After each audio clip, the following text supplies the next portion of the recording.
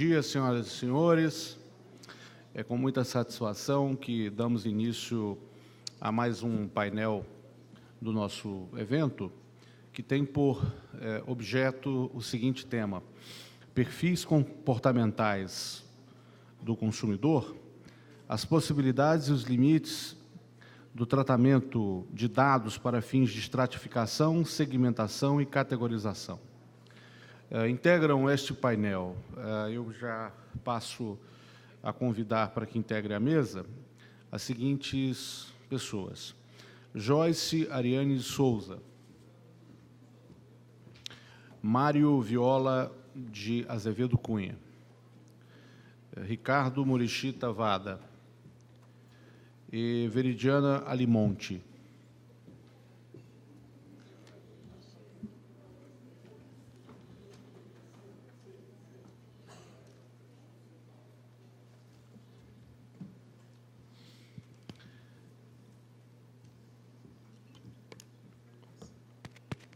Farei uma breve leitura do currículo dos nossos painelistas.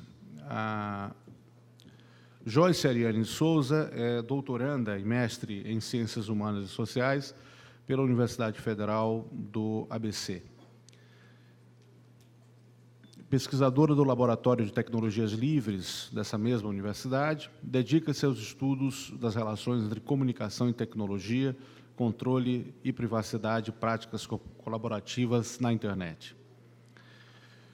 Mário Viola de Azevedo Cunha, quem eu tenho o privilégio de revê-lo, né, aqui depois do nosso último encontro no Rio de Janeiro, lá no Instituto Brasileiro de Direito Civil, tem atuação nas áreas de direito civil, direito do consumidor, direito securitário e tutela da proteção de dados. Ele foi advogado da Gerência de Controle da Inadimplência da Companhia de Eletricidade do Rio de Janeiro, é professor de Direito do Seguro, Responsabilidade Civil e Direito do Consumidor da Fundação Escola Nacional de Seguros e professor substituto de Direito Civil, foi professor substituto de Direito Civil na Universidade do Estado do Rio de Janeiro.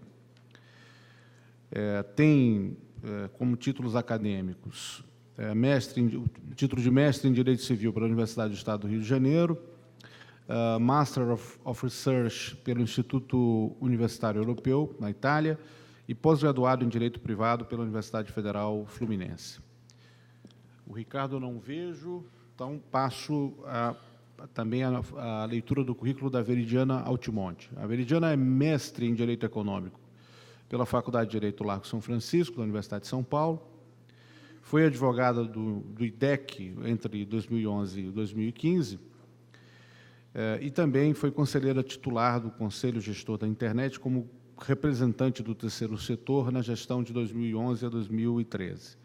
E como estudante, participou do Departamento de Proteção de Dados do Conselho da Europa de julho a setembro de 2017 e atualmente é membro do Conselho Diretor do Intervozes Coletivo Brasil de Comunicação Social. Cada um dos ilustres convidados terá até... o Ricardo está chegando, vou cumprimentá-lo, alegria de revê-lo e fazer também a leitura breve do seu currículo. Ricardo é graduado pela Faculdade Paulista de Direito da Pontifícia Universidade Católica de São Paulo, mestrado na Faculdade de Direito Largo São Francisco e doutorado também pela PUC São Paulo. Ele foi diretor do Departamento Nacional de Proteção e Defesa do Consumidor e professor coordenador de pesquisas de Direito do Consumidor da Fundação Getúlio Vargas. Atualmente ocupa o cargo de diretor de projetos e pesquisas do Instituto Brasiliense de Direito Público, IDP. Cada um dos painelistas terá até 20 minutos para suas manifestações e, na sequência, teremos até 25 minutos para a participação da assistência. Eu agradeço imensamente ao comparecimento das senhoras e dos senhores e, mais ainda, dos eminentes painelistas, passando imediatamente a palavra a Joyce Ariane de Souza, pelo tempo regulamentar. Bom dia a todos e todas. Eu quero agradecer ao CGI, ao NIC, pelo convite para compor essa mesa e também parabenizá-los por promover esse evento há 9 anos, que a gente possa discutir a privacidade aos dados pessoais, um tema tão fundamental às sociedades na era da informação. Também quero cumprimentar os presentes na mesa. É um prazer ouvir e compreender as diferentes perspectivas sobre as análises dos dados. Eu ocupo aqui a cadeira da academia, da comunidade científica, então a minha apresentação vai ser sobre a minha dissertação de mestrado concluída recentemente na área da saúde na Universidade Federal do ABC, onde eu faço hoje o meu doutorado. Eu vou abordar um pouco a questão sobre a saúde dos dados pessoais, na verdade é um trocadilho, né, que estou falando também o que ocorre com os dados pessoais na área da saúde. Na minha apresentação, eu vou abordar um pouco esse recorte e eu vou falar como os dados estão sendo coletados, monitorados e analisados. Como recorte para pesquisa empírica, eu selecionei o setor de saúde pública e privada do município de São Caetano do Sul. O município foi escolhido devido a algumas particularidades que ele apresenta e que, na ocasião, facilitaram com que eu tivesse um acesso mais amplo e mais profundo aos inúmeros atores e setores presentes nessa área. São Caetano está entre os mais de 5.000 municípios brasileiros. Ele se destaca pelo melhor índice de desenvolvimento humano municipal do Brasil. Ele é um município pequeno, que tem uma área total de cerca de 15 quilômetros quadrados, uma população de cerca de 160 mil habitantes. É o melhor IDH, como eu coloquei para vocês, de acordo principalmente com a renda per capita, que cresceu 84% nas últimas décadas, passando de R$ 1.100 para 2.050, quase R$ 2.050. Para desenvolver essa pesquisa, eu utilizei uma técnica na academia que se chama snowball, ou em português, bola de neve. Por que eu utilizei essa metodologia? Porque esse mercado, incluindo o lado do sigilo comercial e também dos dados dos pacientes, ele é um mercado ainda bastante obscuro, sigiloso, e, por isso, a difícil penetração junto aos atores que estão. Essa técnica, ela utiliza uma cadeia de referência, uma espécie de rede. Então, eu selecionei alguns autores e alguns documentos que me deram o pontapé inicial para que eu conhecesse este mercado e me aprofundasse em outras pessoas que pudessem me trazer informações. Então, o panorama hoje da saúde de São Caetano, dentro do que foi possível detectar ao longo do período da minha dissertação, que foi concluída em 2 anos, é que a saúde pública de São Caetano é composta por 5 hospitais, 10 unidades básicas de saúde, 16 unidades de atendimento especiais e 4 centros integrados de saúde e educação da terceira idade. E, no âmbito privado, são 2 hospitais, 8 laboratórios e 23 farmácias. Não foi possível detectar quantas clínicas particulares nós temos dentro do panorama de saúde do município. Com base na técnica Snowball e também em cima deste panorama em que eu estive imersa durante 4 meses dentro dessas instituições e conversando com diversas pessoas, desde as que desenvolvem sistema até as que alimentam esses sistemas e também com os representantes da área da saúde, eu detectei quais dados estão sendo coletados, quais informações são. Então, as pessoas costumam informar desde dados residenciais até dados pessoais de identificação, dados de registros públicos, dados demográficos, dados de planos de saúde, então, de forma bastante detalhada, e dados sobre o quadro de saúde dessas pessoas. Também consegui levantar quais informações estão sendo coletadas, onde essas informações estão sendo coletadas. Então, dentro deste panorama todo que eu apresentei para vocês de hospitais, clínicas e laboratórios, nós temos estas informações, todas essas instituições coletam essas informações a partir do momento que o paciente adentra. E onde essas informações estão sendo armazenadas e analisadas? Numa situação público e privada, mas principalmente nos setores privados, nas empresas especializadas no desenvolvimento de soluções tecnológicas hospitalares, que estão presentes na maioria dessas instituições, e não só no Brasil, como também na América Latina. A justificativa apresentada para a contratação dessas empresas terceiras é o conhecimento que elas detêm do setor, visto que a maioria é especializada há décadas nesse segmento, e também uma das justificativas também está relacionada ao custo da contratação, que como esse sistema ele está inserido em diversos ambientes, ele não tem o mesmo custo do setor público desenvolver ele internamente de forma única e isolada. Dentro desta perspectiva, os dados pessoais ele integra e também possibilita a governos e corporações no setor da saúde alguns benefícios. Como foi dito em outras mesas desde ontem, os dados pessoais eles trazem alguns avanços. Nesse segmento, ele traz o avanço em pesquisa, também na área médica, ele traz facilidades operacionais e agilidade, redução nos custos que foi possível detectar, melhora na gestão da saúde pública e privada. Eu trouxe alguns prints de tela para que a gente possa analisar juntos alguns dos setores, alguns dos sistemas e soluções que eu tive acesso. Então, nós temos um histórico do município na Secretaria de Saúde, onde eles conseguem ter todo o panorama dos munícipes e de outros cidadãos que eles atendem por meio do SUS.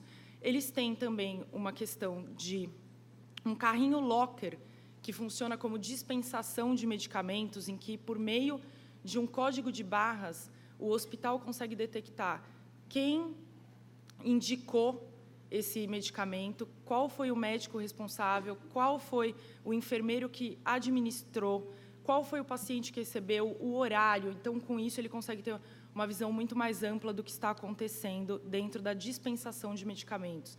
Esse outro software traz um pouco a questão da movimentação de pacientes internados. Então, os leitos em que eles se encontram, se eles mudam de leito ou não mudam, como que isso está sendo aferido.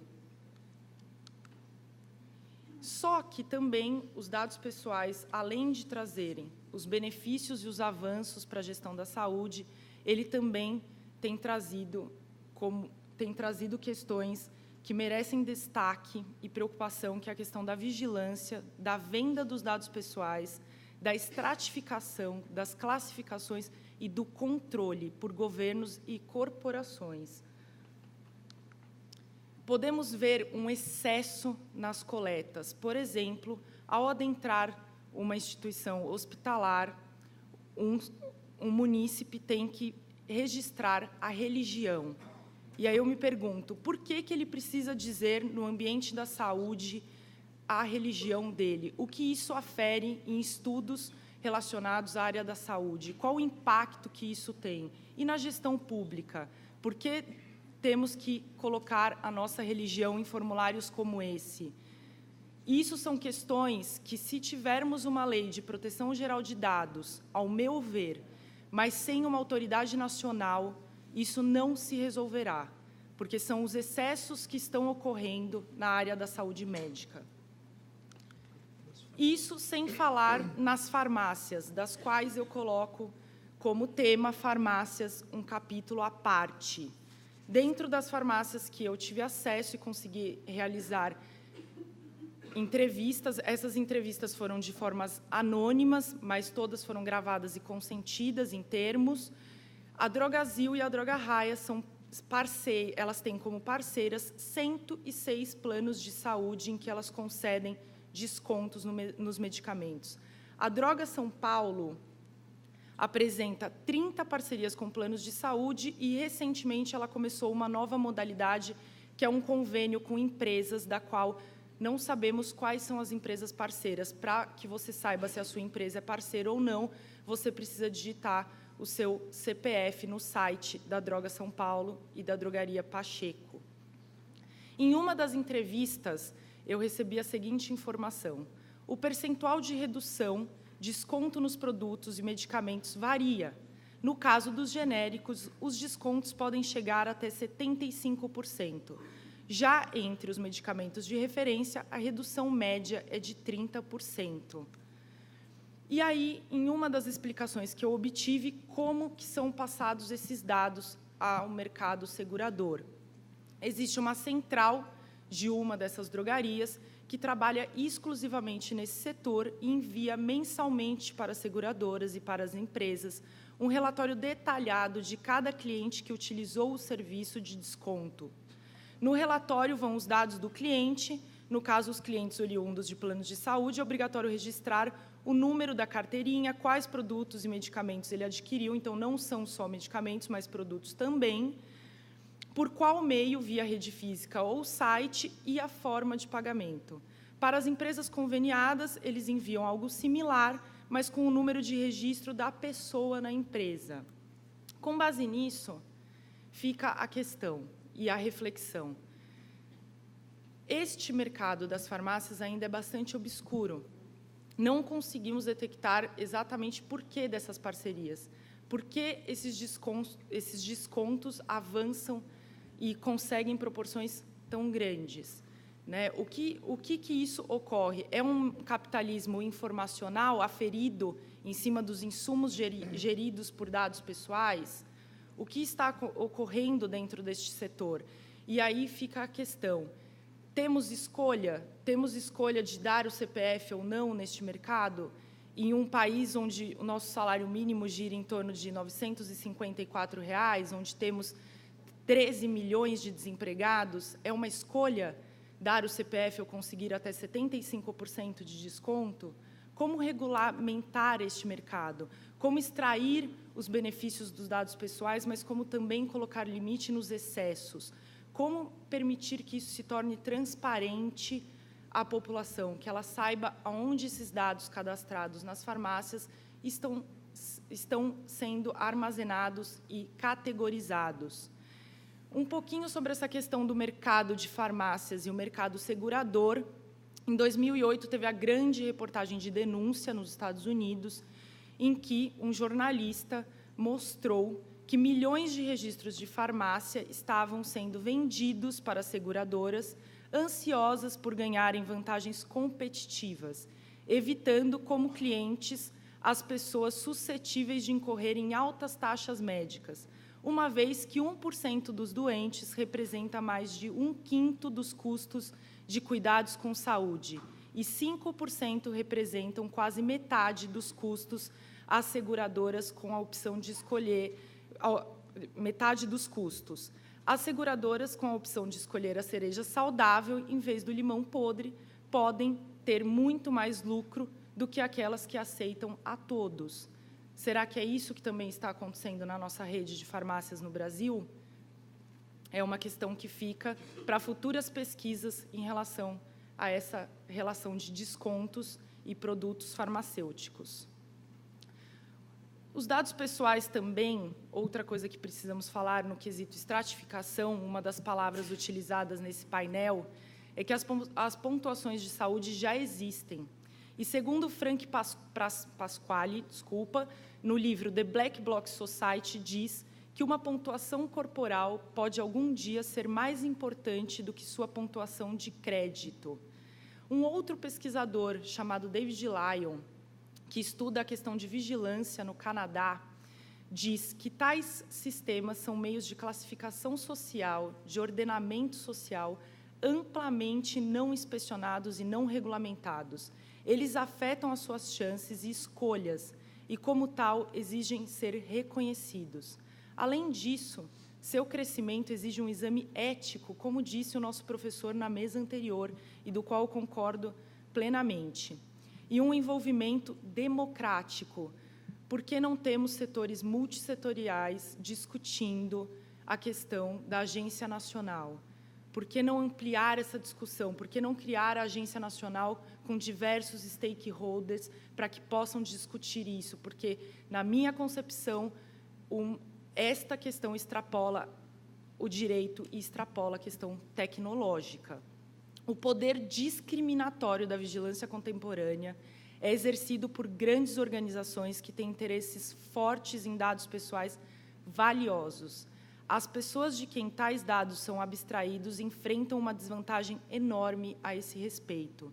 Como que ficarão as pessoas dentro deste sistema de estratificação que apresentam, numa análise preditiva, doenças futuras? Como que elas serão aceitas no mercado segurador?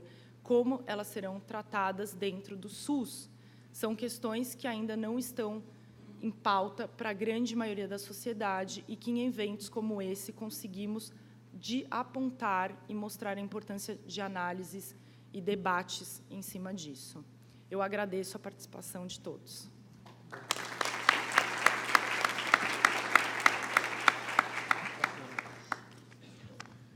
Eu agradeço e parabenizo a pesquisadora Joyce de Souza e passo imediatamente a palavra ao professor Mário Viola. Bom dia a todos. Bom dia ainda.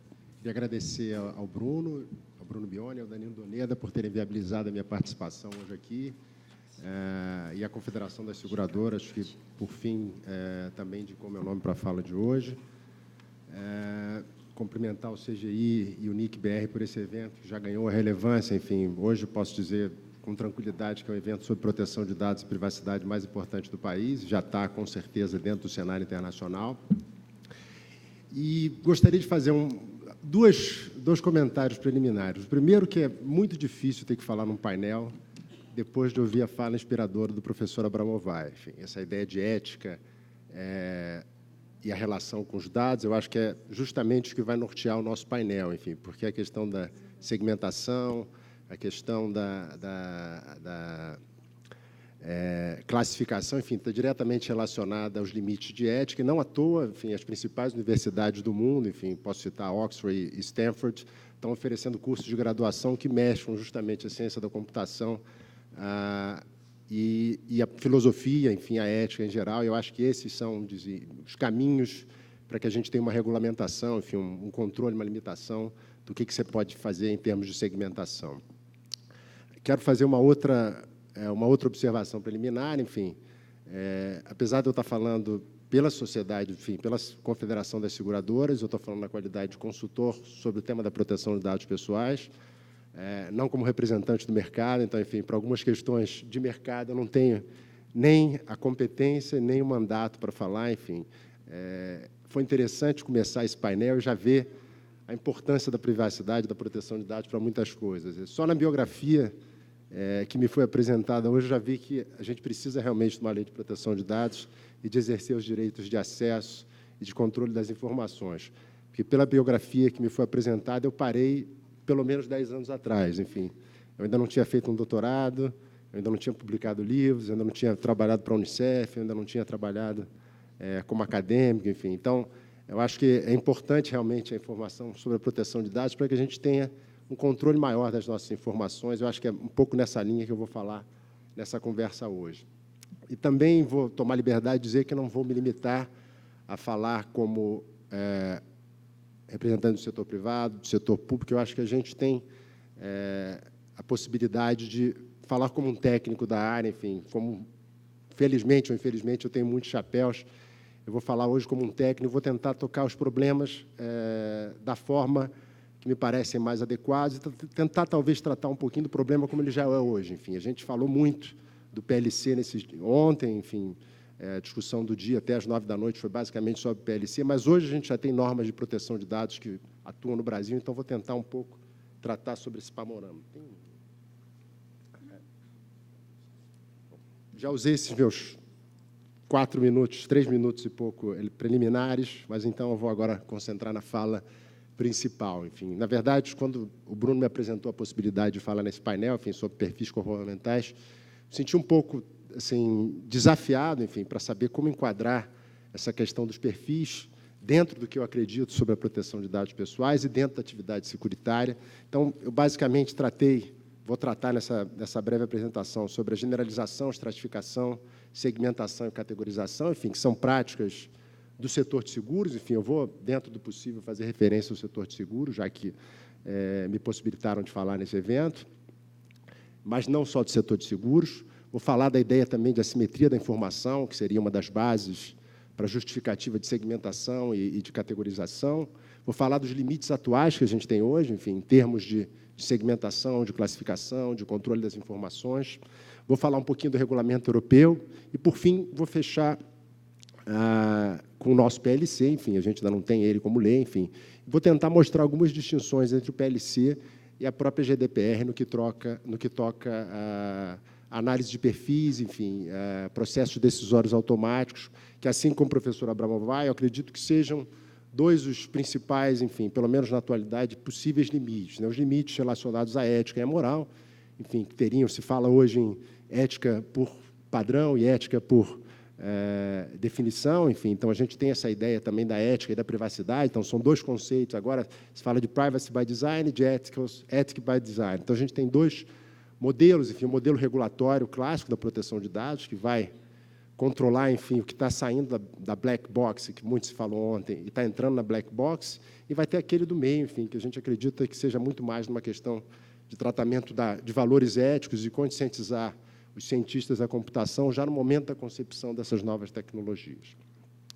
Então, vamos lá. Então, para a parte da generalização e da categorização.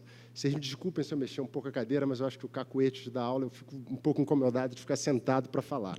Mas, enfim, dentro da medida do possível, vou tentar me controlar e não mexer tanto as mãos também, que o fato de morar na Itália e trabalhar numa universidade na Itália me faz também mexer muito com as mãos, mas não é com o objetivo de distrair a atenção de vocês. Então, primeira coisa, enfim, eu acho que é importante, que é o tema desse painel, é a ideia de estratificação.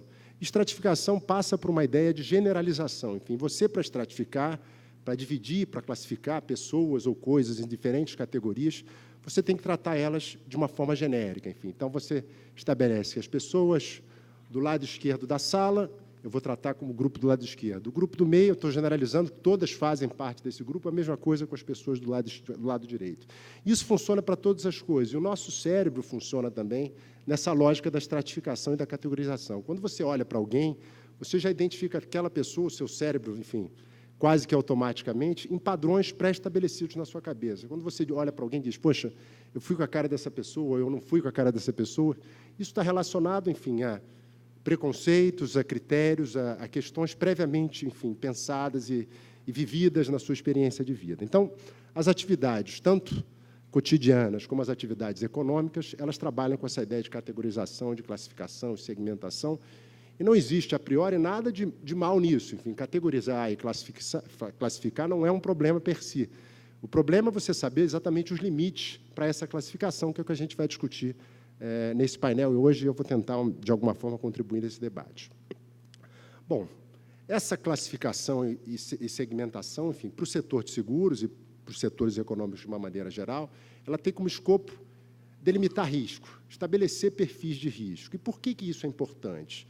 Isso é importante porque você precisa saber o custo que determinado bem ou que determinada segurança, na hipótese do seguro para uma pessoa, ela tem de sofrer, enfim, na hipótese dos seguros, que um evento ocorra, então você faz um seguro, por exemplo, de incêndio. Então, você tem que saber a estatística, enfim, o percentual de risco daquele imóvel pegar fogo, ou o percentual de risco daquela pessoa vir a falecer, ou, no caso de um risco de crédito, o percentual de risco daquela pessoa deixar de pagar um empréstimo. Enfim.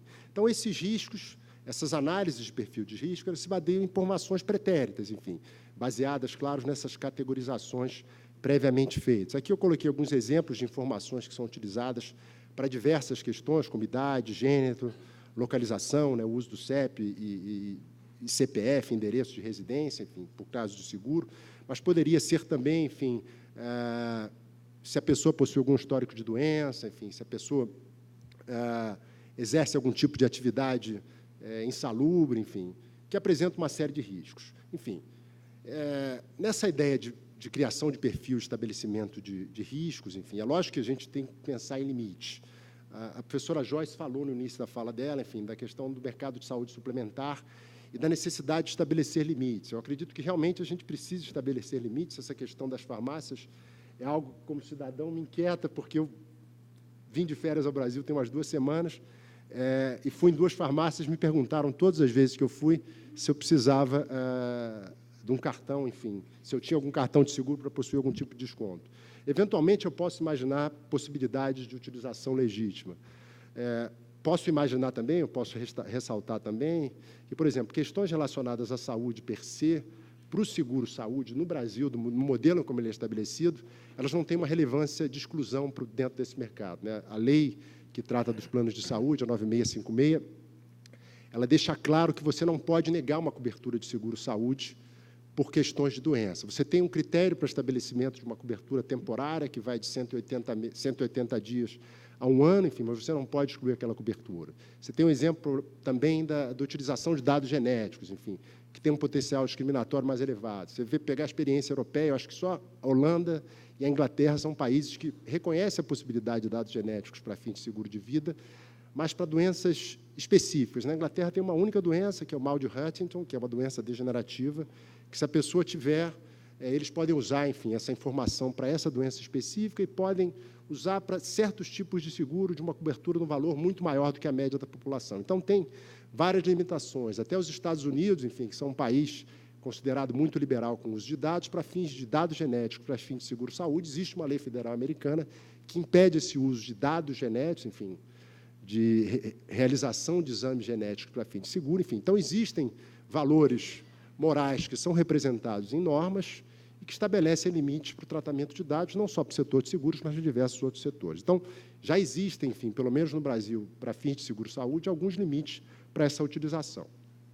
Bom, e a ideia de utilização e de limitação e de conhecimento melhor desse cliente, dessa pessoa que é o titular das informações, ela tem o objetivo maior de reduzir a assimetria das informações, né, de não fazer com que a pessoa assuma um risco, enfim, que a seguradora ou o banco assuma uma contratação sem conhecer a pessoa com a qual ele está contratando. Só que eu costumo dizer isso tanto para o pessoal de seguros como para públicos mais amplos, enfim, que, na verdade, essa assimetria da informação é uma via de mão dupla, né? Ela trabalha com a ideia de você receber informações, exigir informações, mas também de prestar informações claras. Enfim, a gente tem esse dever de prestar informações claras. Hoje, o dever consagrado em lei é o dever de prestar informações sobre os termos do contrato. Você tem o Código de Defesa do Consumidor, mas o próprio Código Civil, na parte que trata de seguros, cria uma obrigação de prestar informações mais claras. Lógico que essa ideia, enfim, de troca de informações, de confiança, ela já está presente, e eu acho que é interessante trazer a experiência do seguro, porque é um dos contratos mais antigos, enfim, que a gente tem notícia, baseado em informação e com essa ideia de risco e de confiança. Enfim, o Código Civil brasileiro ele tem 2 dispositivos que falam claramente dessa ideia de prestar informações claras, verdadeiras, trazendo, inclusive, riscos se a informação for prestada de forma inexata, para que a cobertura securitária não seja garantida. Então, existe todo um arcabouço normativo que traz esse dever de compartilhamento de informações. Só que, lógico, a gente, nessa ótica mais recente, o professor Abramovay falou dessa ideia de dignidade da pessoa humana, né, que mudou completamente a abordagem do ordenamento brasileiro, enfim, trazendo a ideia da dignidade da pessoa como a nossa base do ordenamento. Então, todas as questões foram permeadas com esse lado mais humano. Enfim, o direito passou a ser humano, o direito privado passou a ser mais humano. Então, a gente trabalha com a ideia de boa-fé, que é uma ideia dúplice, né? Então, de prestar informação, de receber informações. Não é simplesmente a empresa que fica do seu lado tranquila e não presta informações. Bom, então, passando dessa parte um pouco mais teórica, eu vou usar esses últimos 7 minutos para mostrar os modelos que a gente tem em prática e os caminhos que a gente está seguindo, enfim, eu busco seguir com a adoção do PLC e com a recente entrada em vigor também da normativa europeia. Bom, hoje nós temos como limite atuais claros para o tratamento de dados e também para o tratamento de dados automatizado e para a criação de perfis. É algo que pouco se fala, enfim, a discussão tanto acadêmica como jurídica, enfim, jurisprudencial, pelo menos mais corriqueira, de uma decisão do Superior Tribunal de Justiça de 2014, enfim, que até eu não sei se o Zanata está aqui, ele era um dos grandes defensores dessa decisão, enfim, que acabou solidificando um novo regime de limitação para o tratamento de dados para o fim específico de regime de análise de risco de crédito. Enfim, o STJ estabeleceu, naquele procedimento de recurso repetitivo, que todos os limites do sistema de proteção do consumidor, enfim, da tutela da privacidade dentro das relações negociais, teria que ser observado nesses casos, e o STJ deixou claro que, na verdade, essa avaliação de risco deveria obedecer 2 regimes legais, né? A Lei do Cadastro Positivo e o Código de Defesa do Consumidor. Mesmo que em algumas situações a ideia do consentimento não fosse exigida, já que não se configurariam como cadastro positivo propriamente dito, mas que teriam que obedecer esses 2 regimes jurídicos, com consequências que provavelmente muitos de vocês já sabem: a possibilidade de exercício de direito de acesso, a possibilidade de retificação, a possibilidade de uma informação mais ampla, enfim. E o STJ, nesse caso, foi mais além. Enfim. O STJ estabeleceu que os consumidores teriam a possibilidade de exigir esclarecimentos acerca das fontes dos dados considerados para fins históricos de crédito, bem como de informações pessoais que foram valoradas. Enfim. Então, você já tem, de alguma forma, uma percepção de um controle maior das próprias informações. A forma como isso vai ser exercido, aí sim é uma questão a se pôr, até porque as normas de proteção de dados elas têm uma lógica diferente do nosso ordenamento jurídico tradicional, né? O nosso ordenamento jurídico civil se baseia em responsabilidade civil, em reparação de danos. 99% dos casos de problemas relacionados a descumprimento, a violação da proteção de dados, eles não têm um impacto de dano material direto. Enfim. Então, as pessoas não têm um incentivo claro para ajuizar uma ação, para buscar uma reparação ou para exercer determinado direito. Não por acaso, quase todos os casos que a gente encontra nos tribunais se referem a cadastros negativos de proteção ao crédito, porque ali sim você tem um dano restritivo. Mas, enfim, vou buscando um pouco mais além. O STJ ainda limitou um pouco mais. Ele diz que, para questões de avaliação de risco de crédito, não se poderiam valorar informações sensíveis ou informações excessivas. Enfim, um pouco da ideia da necessidade, da utilidade, enfim, que o professor Abramovay mencionou na fala dele.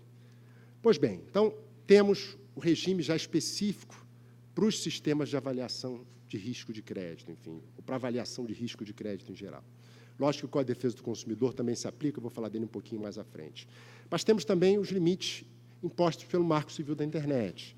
Lá o artigo 7º, inciso 8º, ele fala que as informações têm que ser prestadas claras e completas sobre coleta, uso, armazenamento, tratamento.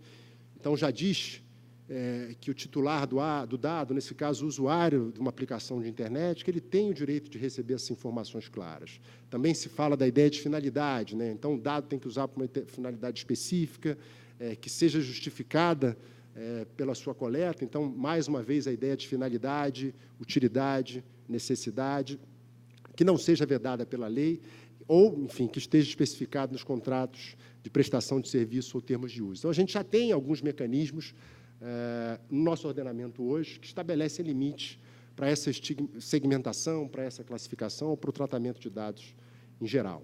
O próprio CDC, enfim, de maneira mais ampla, traz ali que os dados devem ser objetivos, claros, verdadeiros. Eu brinquei hoje que eu poderia exercer o meu direito, é lógico que aqui com o CGI eu não estou tendo uma relação de consumo, enfim, então por isso não se aplicaria nessa minha fala de hoje, eu não poderia exigir com base no CDC, eventualmente por meio de um habeas data, enfim, mas já existe, enfim, a possibilidade de acesso às informações e às fontes, as informações negativas não podem ficar por mais de um determinado prazo, enfim. Temos uma série de limites já em vigor, já em funcionamento. É lógico que uma lei geral ela é muito mais horizontal, enfim, ela traz muito mais detalhes e muito mais proteções que se aplicariam a todos os setores, não exclusivamente ao setor privado, enfim, ao setor empresarial, mas já existem em vigor hoje várias normas que estabelecem limites.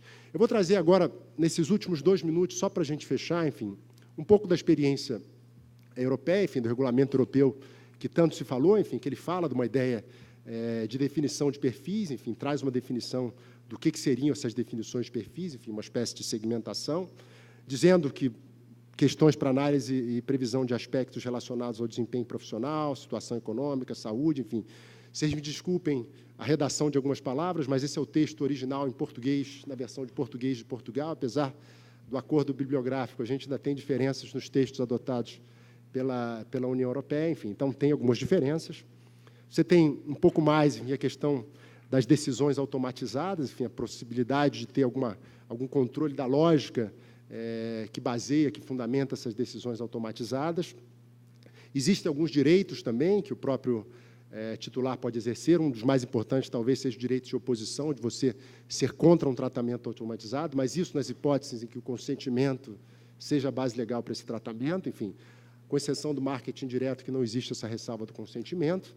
Aqui tem um ponto que eu acho que é interessante a gente destacar, enfim, diferente do nosso PLC, a GDPR, ela traz um escopo de não aplicação dessa possibilidade da revisão das decisões automáticas, enfim, então a nossa lei, o nosso PLC, ele é mais amplo que a legislação europeia nesse ponto específico, porque ela ressalva especificamente que ela não se aplica essa possibilidade de revisão das decisões automáticas se ela for necessária para a celebração ou execução de um contrato, ou se ela for baseada no consentimento explícito do titular. Então, existe aí uma ampliação de proteção na perspectiva do direito brasileiro, enfim, se realmente entrar em vigor da forma como foi apresentado, enfim, e que foi um dos pontos de debate no coquetel de ontem à noite.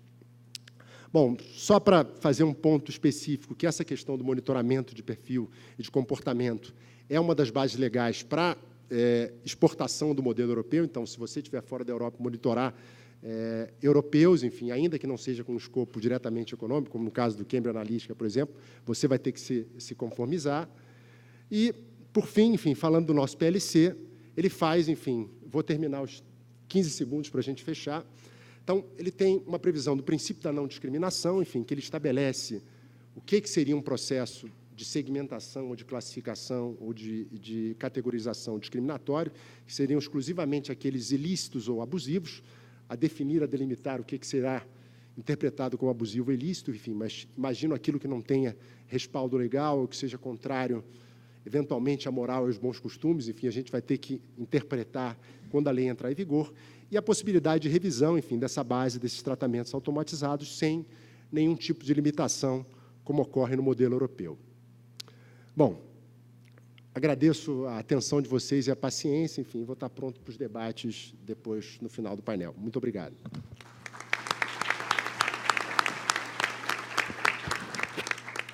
Muito obrigado, professor Mário Viola.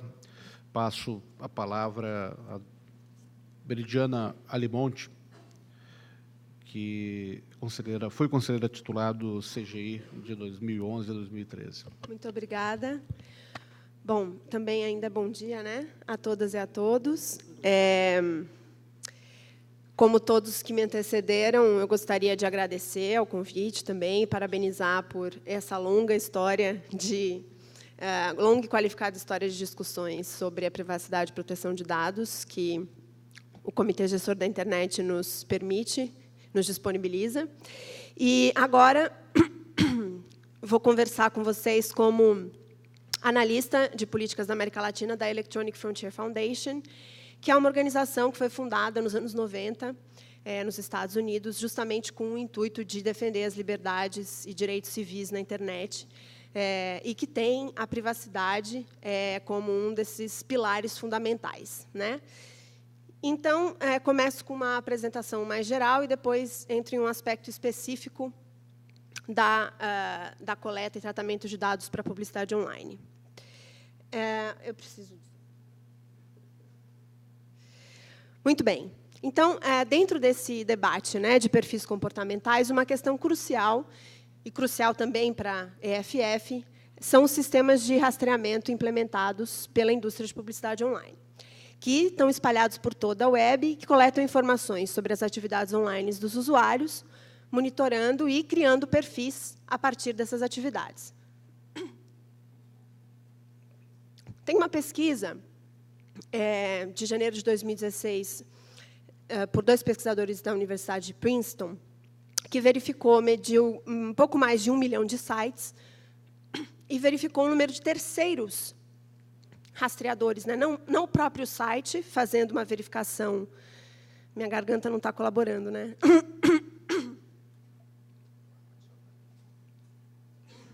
Vamos lá. Não o próprio site, mas de terceiras partes que tinham, enfim, rastreadores nessas aplicações que serviam justamente para categorizar e coletar informações dos usuários. E a gente vê, inclusive, que poucas estão presentes na maior parte dos sites, né? Esse gráfico ele mostra tanto a quantidade de contexto de rastreamento nas terceiras partes presentes nos sites pesquisados, quanto como poucos deles só estão presentes na maior parte dos sites pesquisados. E parte desses terceiros são, inclusive, intermediários que nem diretamente te mostram o anúncio, mas que servem para simplesmente coletar suas informações e passar às empresas que efetivamente te mostram os anúncios. É o que a gente chama de retargeting, que também é uma tecnologia que permite que um anúncio vá te seguindo por diferentes sites, né? Que às vezes até parece que aquele vestido, ou aquele sapato, ou aquele computador é um fantasma atrás de você, correndo atrás de você em diferentes sites. A técnica mais conhecida para esse tipo de prática são os cookies. Eu até escolhi uma fotinho de um cookie com olhinho, assim, para fazer aí uma relação com o nosso painel. Que a gente fala muito, né, mas acho que vale só registrar, que é um pequeno pedaço de código que é baixado no navegador do usuário quando ele acessa um site, e que armazena informações. Ele tem uma utilidade, né? Ele pode armazenar, por exemplo, o idioma que você usa, ou se você está fazendo uma compra e põe algo no seu carrinho de compra e depois volta no site, aí ainda está lá dentro do carrinho de compra, mas ele também serve para seguir a nossa navegação e enviar essa informação para as empresas de marketing, que monitoram esse pedaço de código instalado no dispositivo. Então, quando você entra, por exemplo, num outro site que tem o mesmo API de uma terceira parte que faz esse tipo de serviço, ele vai perguntar: oi, você já tem o meu cookie aí instalado? E aí, se já tiver, ele vai saber que aquele usuário que gerou aquele cookie num site anterior é o usuário que está acessando também aquele site que ele está acessando naquele momento. E, assim, ele consegue fazer um rastreamento de todos os sites que esse usuário entra, desde que, enfim, essa cookie seja verificada. E tem elementos que a gente, às vezes, nem sabe, né, que envolvem um cookie. Por exemplo, quando você usa encurtadores de link, quando você usa um encurtador de link, antes do encurtador de link te direcionar ao site que você realmente quer, ele coloca um cookie. Ou quando você usa, ou mesmo quando você entra em sites, por exemplo, que tem botões de curtir de redes sociais, isso também envolve colocação de cookies dessas redes sociais. Então, inclusive práticas que nem sempre a gente tem, enfim, conhecimento, né? Por meio dessas técnicas, então, as empresas monitoram as nossas atividades, muitas vezes, como eu dizia, sem o nosso conhecimento, passando por milhares de sites e construindo perfis detalhados sobre os nossos comportamentos e interesses. E o problema ainda é maior quando se trata de terceiros, porque, enfim, você nem sabe, né? Quando você entra num site, você sabe que você está entrando naquele site. Às vezes, o site, mesmo aquele site, monitora coisas que você nem sabe, como, por exemplo, quanto tempo você ficou em determinada página ou o movimento do seu cursor, né? Mas, quando é um terceiro, é ainda mais oculto, digamos assim. Sem transparência ou controle do usuário, esse tipo de prática nos parece mais assustadora do que útil, né? Mais assustadoras do que úteis. Porque, de fato, o problema não é a publicidade online, né? O problema é que isso seja feito de forma oculta, né? Então, além da questão de sem transparência ou controle do usuário, isso ser mais assustador nos parecer mais assustador do que útil, também tem relação com o que a gente estava falando até esse momento, que isso está dentro de um contexto em que, em diferentes contextos, decisões são tomadas sobre nós, com base em perfis que nós não conhecemos, cada vez mais construídos a partir de inferências, por meio de técnicas, por exemplo, de inteligência artificial, que envolvem deep learning, machine learning, etc., que chegam a conclusões sobre você que são diferentes dos dados que você diretamente deu, né? Que vão além dos dados que você diretamente deu, e que levam a riscos de discriminação, seja a discriminação das ofertas em si, porque eu estou falando aqui num contexto de publicidade online, seja numa discriminação em relação a conteúdos pagos que você recebe, que podem ser diretamente publicidade ou outros contextos, né? Inclusive agora num contexto de campanha política em que a gente vai viver aí com bastante envolvimento da internet, seja em outras áreas da vida, até porque muitas dessas empresas que têm essas ferramentas e que se utilizam dessas ferramentas para direcionar mais propriamente anúncios online, também atuam em outras áreas do mercado que se referem à análise de dados, como, por exemplo, análise de risco de crédito. Então, fazendo uma referência que foi dada pelo Ricardo Abramovay no painel anterior, isso tem a ver com o nosso direito de não ser manipulado, de não ser invadido, né? De saber que informações existem sobre nós, como elas estão sendo tratadas e que conclusões estão sendo tiradas a partir dessas informações e que consequências práticas isso está se desdobrando, que consequências práticas se desdobram para a nossa vida. Por isso que a gente, enfim, é da opinião de que anúncios e personalização em si não são um problema, mas sim a forma, quando eles são feitos de forma oculta e sem... quando todo esse processo é feito de forma oculta e sem a devida informação. E aí, eu queria focar em uma tecnologia, uma técnica, né, de rastreamento online que a EFF trabalha bastante, que nem enfim, então, moderna. A EFF tem um paper de 2010 fazendo uma análise sobre isso, mas que a gente acaba não falando tanto, e que eu gostaria de conversar com vocês sobre ela. Então, o fingerprinting, que a gente chama, né, impressão digital, é uma alternativa aos cookies, porque os cookies, apesar enfim, de, por exemplo, acontecer quando você vai num site que encurta link, a gente não saber disso, em geral, eles são visíveis, né, você pode rejeitar os cookies, ainda mais depois das legislações que permitem autorização, ou que obrigam a autorização, eles podem ser apagados, né. A impressão digital do navegador, ela é invisível e muito mais difícil de bloquear. Quando você acessa um site, o navegador, ao se comunicar com o site, ele informa uma série de dados de configuração que, combinados, podem criar uma identificação única em relação aos demais visitantes desse site. E os sites podem fazer isso sem serem detectados, e não interessa, não tem nenhuma relação com a sua configuração de cookies, se estão habilitadas ou não. E mesmo quando você deleta as suas cookies, isso também não tem relação, porque aqui o que está sendo analisados são as configurações informadas pelo seu navegador àquele site. Essa pesquisa que eu falei é um paper de 2010. Vocês podem acessar nesse link.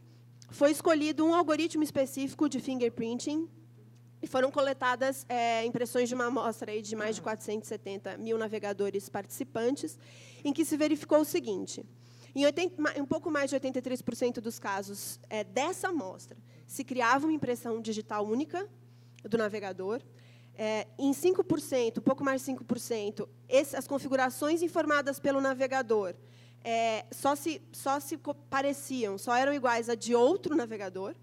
E quando se utiliza, quando estava habilitado Adobe Flash ou Java, a impressão digital única era ainda, a porcentagem de impressão digital única era ainda maior. É interessante notar que a base de dados de quem acessou esse site, da Electronic Frontier Foundation, e fez essa pesquisa, já é uma base de dados de pessoas que se preocupam mais com a privacidade do que, digamos, os usuários em geral. E, além disso, durante a pesquisa, é interessante notar que uma porcentagem razoável das impressões mudaram, quase 40%, em parte porque o próprio site mostra, depois que você faz o teste, um relatório de elementos do seu navegador que te tornam mais únicos, então você pode também tentar alterar essas coisas, e aí a impressão mudaria. Mas o algoritmo analisado, só um algoritmo analisado, foi capaz de adivinhar e seguir as alterações. Então, por mais que a sua impressão mudasse, em 99,1% dos casos, ele era capaz de fazer a relação da nova impressão gerada pelo seu navegador com a impressão anterior. O que é coletado, né? O que são essas informações que o navegador passa para o site que dão essa identidade única? É uma mistura dos cabeçalhos HTTP, o cabeçalho de endereçamento, com informações obtidas pelo navegador, como fuso horário, sistema de fontes do computador, resolução de tela, plugins instalados, idioma. Essa combinação de informações, ao contrário dos cookies, ela não está armazenada na sua máquina, mas sim nos servidores das empresas. E pode ser, inclusive, utilizada para recriar cookies que você apagou, e aí cria-se uma nova cookie quando você acessa aquele site, mas ele tem uma informação em que ele consegue reidentificar, não, mas isso aqui, eu conheço essa pessoa aqui, ela já era aquela cookie anterior, né? Essa técnica, com exceção de algumas poucas hipóteses relacionadas a investigações de fraude, ela não oferece nenhuma funcionalidade útil para os usuários. E mesmo nas questões de fraude, seria importante que isso observasse a transparência e o consentimento explícito para o tratamento. Então, na prática, se cria um potencial identificador global, por meio do qual se pode acompanhar a navegação dos usuários e criar perfis de forma muito mais obscura do que as cookies, por exemplo. E aí, no contexto de implementação da GDPR, a AFF publicou, há mais ou menos um mês e pouco, em parceria com a Katarzyna da Panopticon Foundation, um blog post, mas, enfim, uma análise detalhada do cumprimento, enfim, da relação desse tipo de prática com o GDPR, né? E aí, primeiro, que o GDPR não trata especificamente de tecnologias, né? Ele busca, tanto ele quanto a diretiva de privacidade de comunicações eletrônicas, busca ser tecnologicamente neutro, evitando fazer menção a tecnologias específicas. Mas tem um ponto fundamental, que é a definição de dado pessoal, entrando mais especificamente no GDPR, de que qualquer informação relacionada a uma pessoa natural, identificada ou identificável, que pode ser identificada direta ou indiretamente, ou seja, não é necessário que você estabeleça a identidade específica daquela pessoa, né?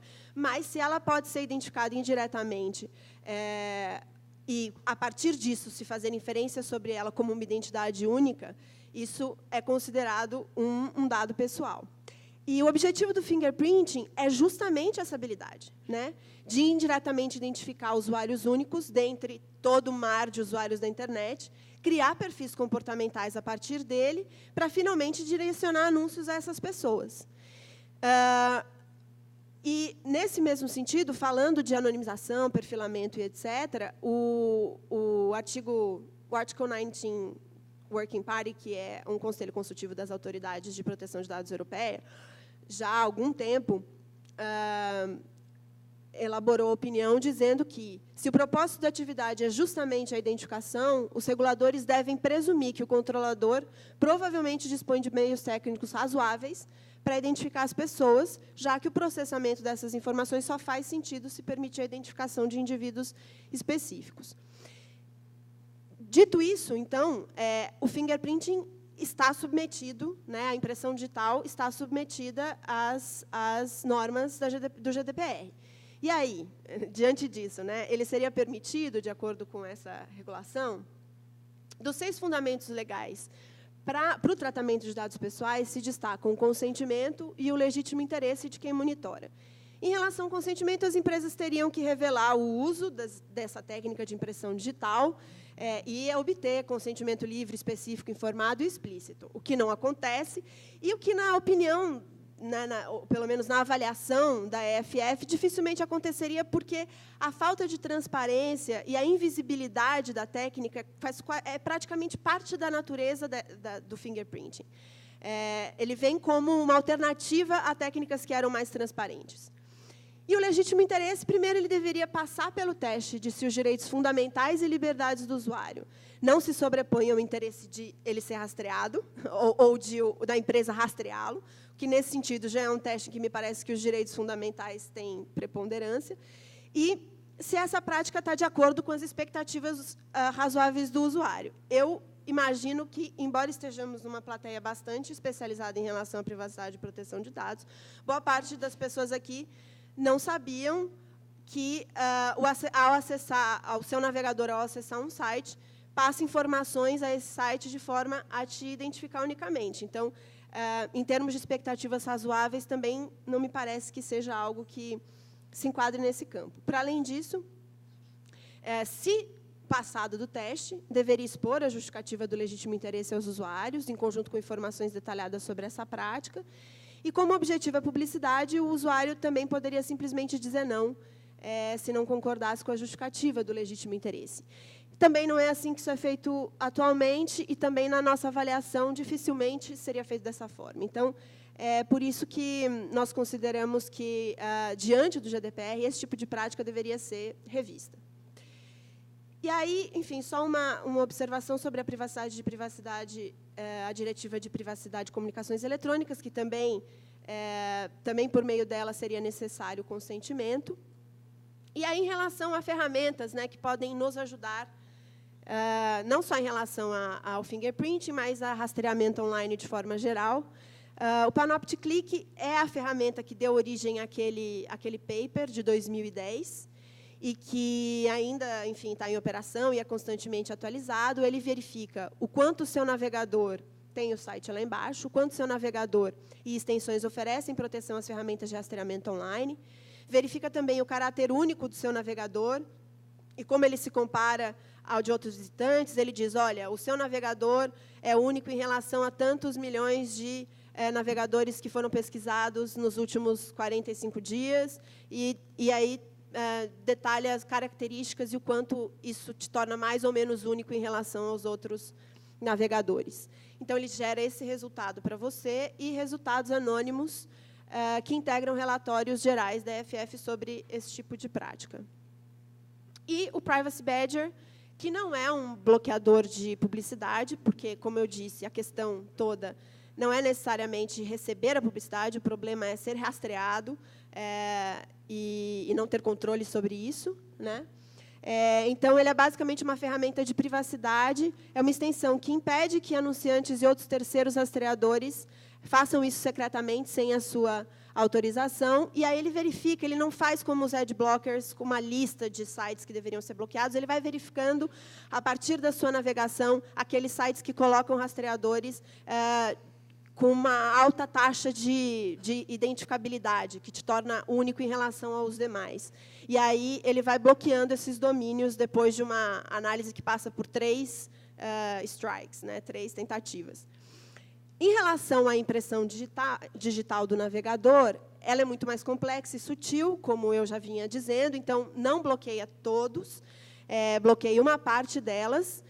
Mas, se por acaso tiver bloqueado também por outros, bloqueado o domínio também por outros rastreadores, ele fica bloqueado de forma geral, né? E as pesquisas seguem para que passe a bloquear mais outras formas, né, de impressão digital de navegador. De fato, para impedir a impressão digital, os mecanismos disponíveis são muito mais complexos do que os que a gente tem, por exemplo, para se livrar das cookies. Então, por isso, é um tipo de técnica que nos parece muito perniciosa, muito invasiva e bastante obscura. É isso, muito obrigada.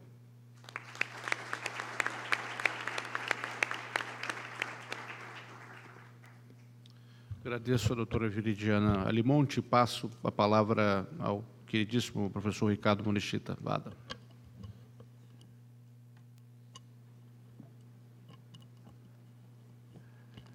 Bom dia a todos. Caro Otávio, um grande prazer estar aqui com você. O professor Otávio foi uma pessoa muito importante para a defesa do consumidor, todos os momentos que pôde nos ajudar na política nacional, teve uma posição decisiva, então, estou muito feliz de estar aqui com você, Otávio, um grande prazer estar aqui nessa mesa com você. Quero cumprimentar também os meus companheiros de mesa, a Viridiana, acho que passou um tempo no IDEC, acho que eu lembro dela, o Mário Viola, grande professor, está hoje assessorando aí a Confederação Nacional de Seguros, e a Joyce, que adorei a apresentação dela, vou ver se eu até aproveito um pouquinho. Quero também agradecer imensamente à CGI, à UNIC-BR, pelo convite. Caro Bruno, muito obrigado aí pela oportunidade de compartilhar algumas reflexões aí sobre o direito do consumidor. E dizer para todos vocês que, para mim, é um grande prazer estar aqui. Eu vejo meus amigos aí da Fundação Procon, importante ter representantes da defesa do consumidor também aqui. E eu fiz uma coisa muito simples, né? Eu procurei trazer aqui algumas reflexões, sobretudo em torno dessa questão da possibilidade e dos limites, né, em relação à utilização desses dados pessoais, para definir o perfil comportamental do consumidor. Tem um passador aí? Obrigado. Então, para começar essa nossa reflexão, antes eu queria fazer algumas considerações iniciais, né?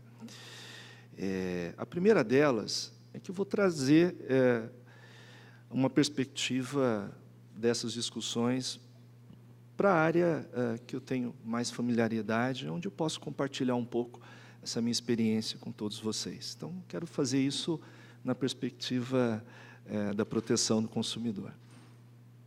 Hoje de manhã cheguei um pouco atrasado, porque eu vim de Brasília, mas eu tive a oportunidade de assistir um pedaço da brilhante palestra do professor Ricardo Abramovay, grande prazer ouvir o senhor, professor. Sempre é um grande parâmetro para a gente, é instigador, mas, ao mesmo tempo, nos traz esperança, né? Quando a gente fala dessa perspectiva da proteção do consumidor,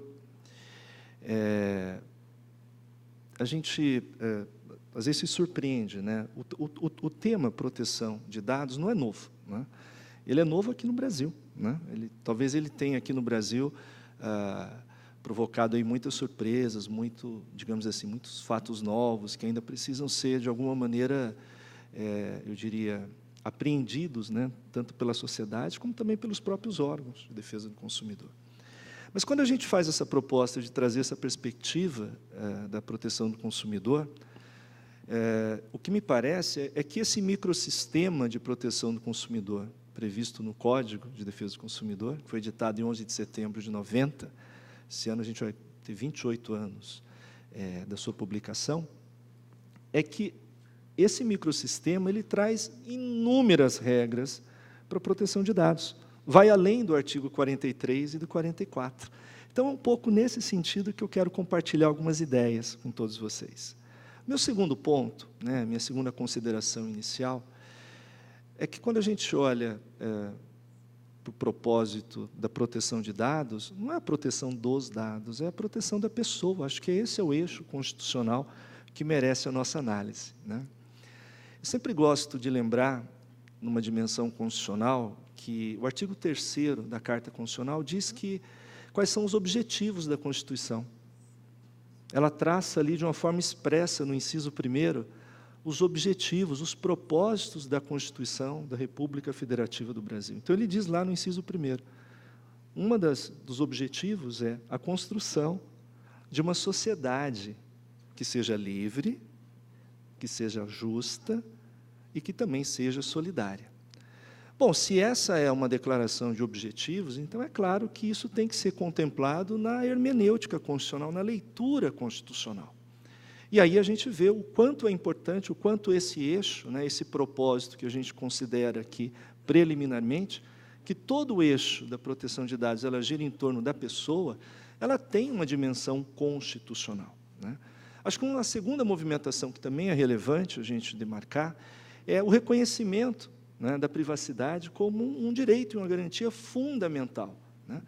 E ter essa garantia fundamental não basta apenas se ter uma postura, digamos assim, uma conduta negativa do Estado, né? Não que o Estado não deva violar. Acho que a gente vai além, o Estado tem deveres positivos.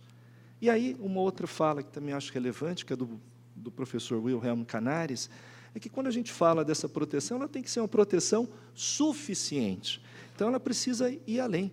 Então, a gente vê ali, além dessa outra discussão, acho que isso vai ter um diálogo direto com a questão do consentimento, que é uma forma de contratualização, é que também todos esses contratos eles precisam hoje, na interpretação constitucional, cumprir uma função social. Então, a gente tem aí, constitucionalmente, uma densidade muito grande e toda ela centrada na pessoa, na proteção da pessoa. Por último, a outra consideração inicial que eu acho relevante pontuar é que todos somos a favor do desenvolvimento tecnológico, né? Todos, absolutamente. Isso, inclusive, está no Código de Defesa do Consumidor. O artigo 4º, inciso 3º, que pontua um dos princípios, ele fala ali do desenvolvimento tecnológico. Mas ele tem que ser compatível, ele tem que estar presente, ele tem que dialogar com a proteção da pessoa. Por isso, acho que a melhor compreensão hoje, esse é o pressuposto que eu tenho, que é importante o desenvolvimento, é importante olhar para esse desenvolvimento, talvez não impactado pelo momento que hoje a sociedade vive. Eu acho que hoje a gente vive com medo, né? Uma sociedade com medo. E o medo é muito ruim, porque o medo leva a outros sentimentos. E fazer políticas públicas com medo talvez seja o pior conselheiro, o pior momento. A gente tem que olhar com esperança, tem que olhar com amor, com generosidade, acreditar que esse desenvolvimento ele vai trazer bons frutos, ele vai trazer digamos assim, bons efeitos para toda a sociedade. Esse ano eu ouvi duas pessoas que me impressionaram muito, né?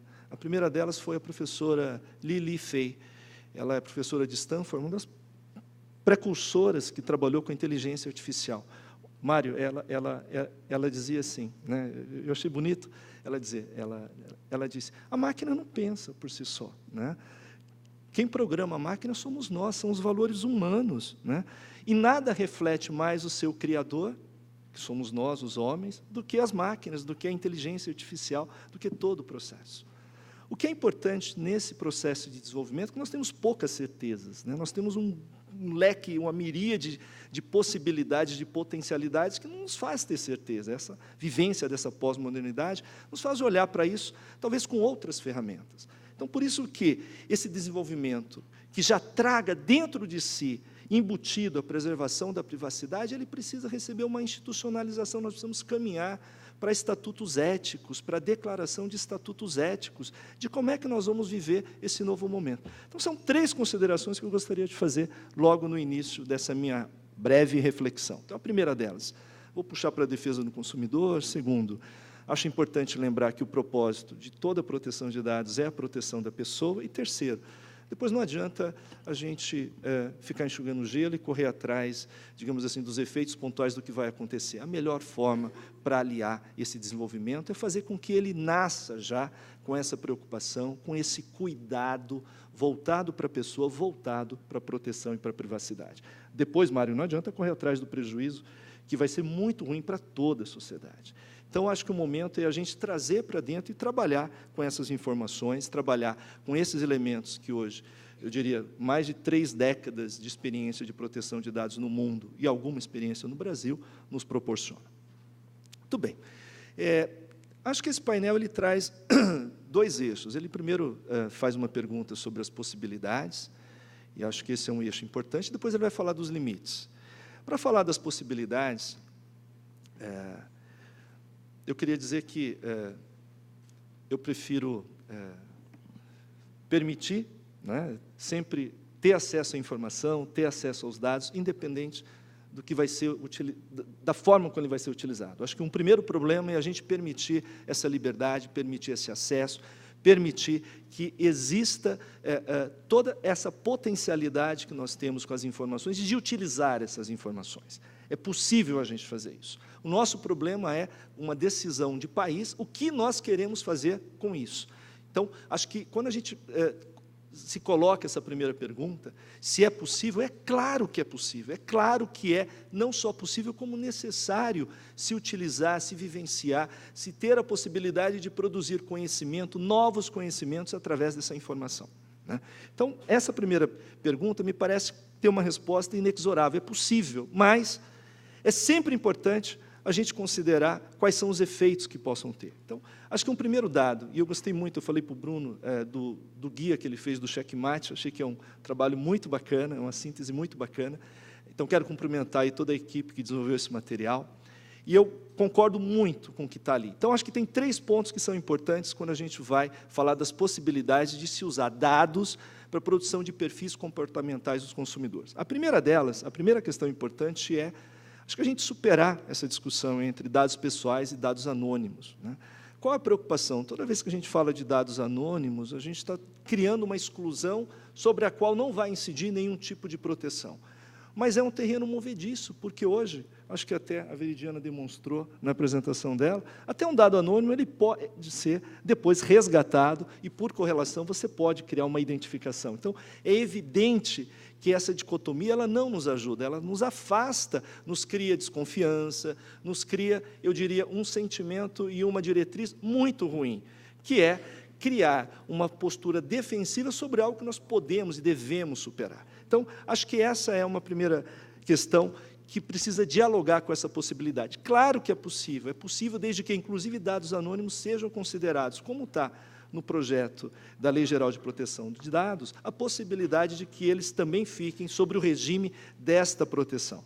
Aí eu lembro, talvez aqui, uma pontuação para se criar uma conexão com a defesa do consumidor, que é exatamente essas considerações do artigo 4º do Código de Defesa do Consumidor, porque no caput dele, uma das disposições que ele coloca ali, que é uma diretriz para a interpretação de normas, que tem uma textura muito aberta, mas ele coloca ali como uma das diretrizes o princípio da dignidade da pessoa. Aliás, é tão importante que acho que dentro da ordem em que ele foi disposto, é o segundo maior princípio da defesa do consumidor. Depois, no inciso 1º ali, que reconhece a vulnerabilidade do consumidor.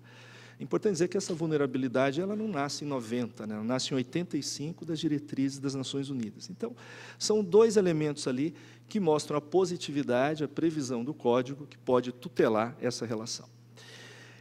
A outra circunstância que também me parece importante é o consentimento, né? Você não pode trabalhar, você não pode lidar, você não pode tratar esses dados sem que haja o consentimento do consumidor. Eu advogo uma posição bastante estrita, porque eu acho que quanto mais forte é o consentimento, maior a liberdade. Então, ao invés dele trazer insegurança, é o contrário, ele traz segurança jurídica quando ele é pactuado de uma maneira adequada, efetiva, precisa, eu diria, materialmente substantiva. Eu acho que esse é um caminho extremamente importante, não apenas pela segurança jurídica, mas também pela conformação do país que nós queremos. Então, acho importante que todo consentimento ele tenha uma manifestação que seja livre, que ela seja informada, que ela seja inequívoca e que se tenha finalidade. O combinado não sai caro, mas precisa combinar. E na nossa sociedade de hoje, cada vez mais desconfiada, com tantos problemas, é fundamental que a segurança jurídica advenha não apenas da lei, não apenas das formalidades, mas venha substantivamente da concordância de cada um dos nossos consumidores. E acho que, a partir desse consentimento, a gente pode fazer uma leitura que eu, pelo menos, acabei não acompanhando, ou não examinando, ou não identificando nos textos que tratam de proteção de dados, que falam do consentimento, o artigo 46 do Código de Defesa do Consumidor, que me parece absolutamente necessário, porque ele é a primeira disposição que abre o capítulo de todas as relações contratuais de consumo. E ele estabelece uma regra simples, mas extremamente importante. Ele diz: um contrato não pode produzir efeitos, ele não pode surtir efeitos no âmbito jurídico se ele não cumpre com 2 requisitos básicos. O primeiro deles é assegurar que o consumidor previamente tenha conhecimento dos seus termos, e não é uma situação formal, ela tem que ser substantiva. Eu não posso me comprometer com algo que eu não sei, com algo que eu só sei depois. É evidente que eu preciso saber antes, é minimamente leal, ético, adequado e legal que você tenha um conhecimento prévio do que você contrata. O segundo elemento é extremamente, eu diria, estratégico. O Código não usa a locução conhecer, ela usa a locução compreender. Ela é mais profunda. Você não pode estar de acordo com algo que você não compreenda, que você não saiba nem o sentido e nem o alcance. Quando a gente dá aula, Otávio, sobre essa regra, eu sempre brinco, meus alunos me permitem a brincadeira. A gente sempre pode dizer que a gente conhece a nossa sogra, o que é diferente de dizer que a gente compreende a nossa sogra. São dimensões diferentes do processo. O Código usa uma dimensão da compreensão. O limite da interpretação é a linguagem, ela tem um limite. Ela pode ser expandida, ela pode ser utilizada, mas ela tem um limite. Então, acho que é importante que nesse conjunto de possibilidades, o consentimento ele seja olhado também à luz de regras que já existem, como essa aí prevista no artigo 46. Um outro dado que também acho importante, e acho que aqui tem uma correlação relevante, é que a única exceção que o Código de Defesa do Consumidor prevê, que você pode contratar sem um consentimento, é porque já teve um consentimento anterior, é no caso de serviços contínuos, né? Você já fez um contrato e você pode continuar. Afora isso, não há nenhuma exceção no microsistema da defesa do consumidor que você possa contratar sem consentir. Por isso, eu acho que esse é um dos pontos mais importantes, são vários, mas esse é um ponto que merece destaque, na Lei Geral de Proteção de Dados, que está sujeito aí à sanção presidencial. Otávio, eu estou muito preocupado, eu faço votos que essa sanção seja responsável, consequente e que pense no país. Porque eu tenho ouvido, e a gente sempre ouve, né, as inquietações da Casa Civil e com a possibilidade de vetos. Acho que pode ser desastroso, Mário, não só para consumidores, mas para toda a sociedade. Da maneira pela qual pode ser feito vetos, você pode simplesmente tornar absolutamente inefetivo a Lei Geral de Proteção de Dados. Por isso que esse é um ponto que eu quis destacar aqui. Porque se o Código não traz nenhuma exceção, a Lei Geral traz.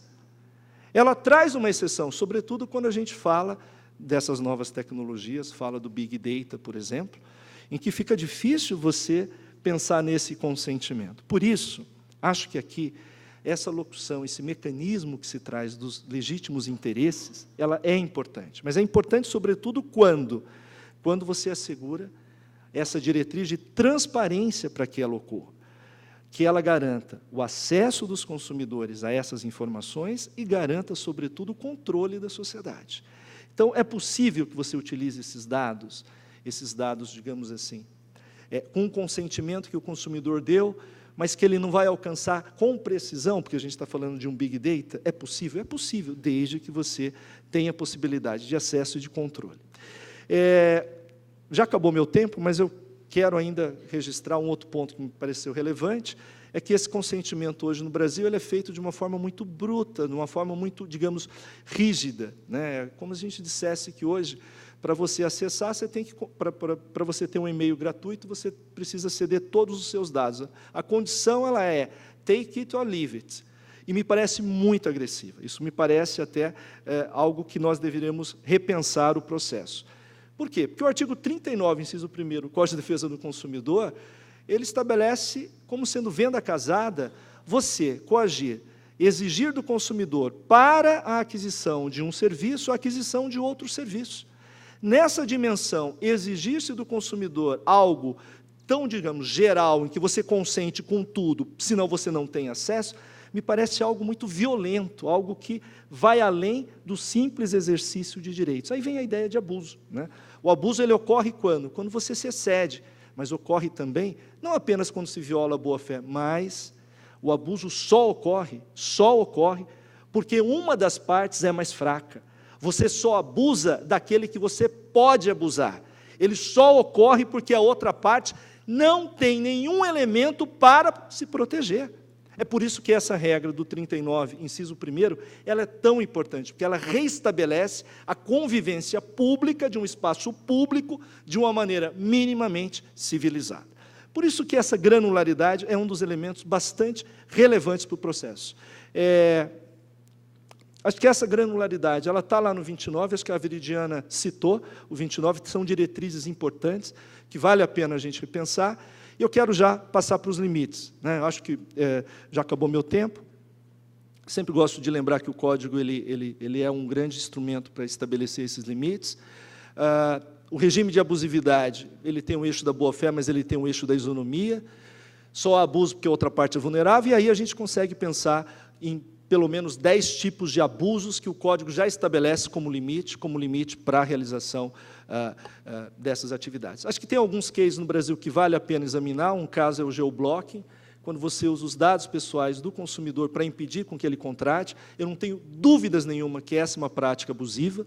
Está no 39.9, quando você se coloca à disposição no mercado de consumo para ofertar produtos e serviços e o consumidor se dispõe a pagar, você não pode recusar. Essa é uma regra geral.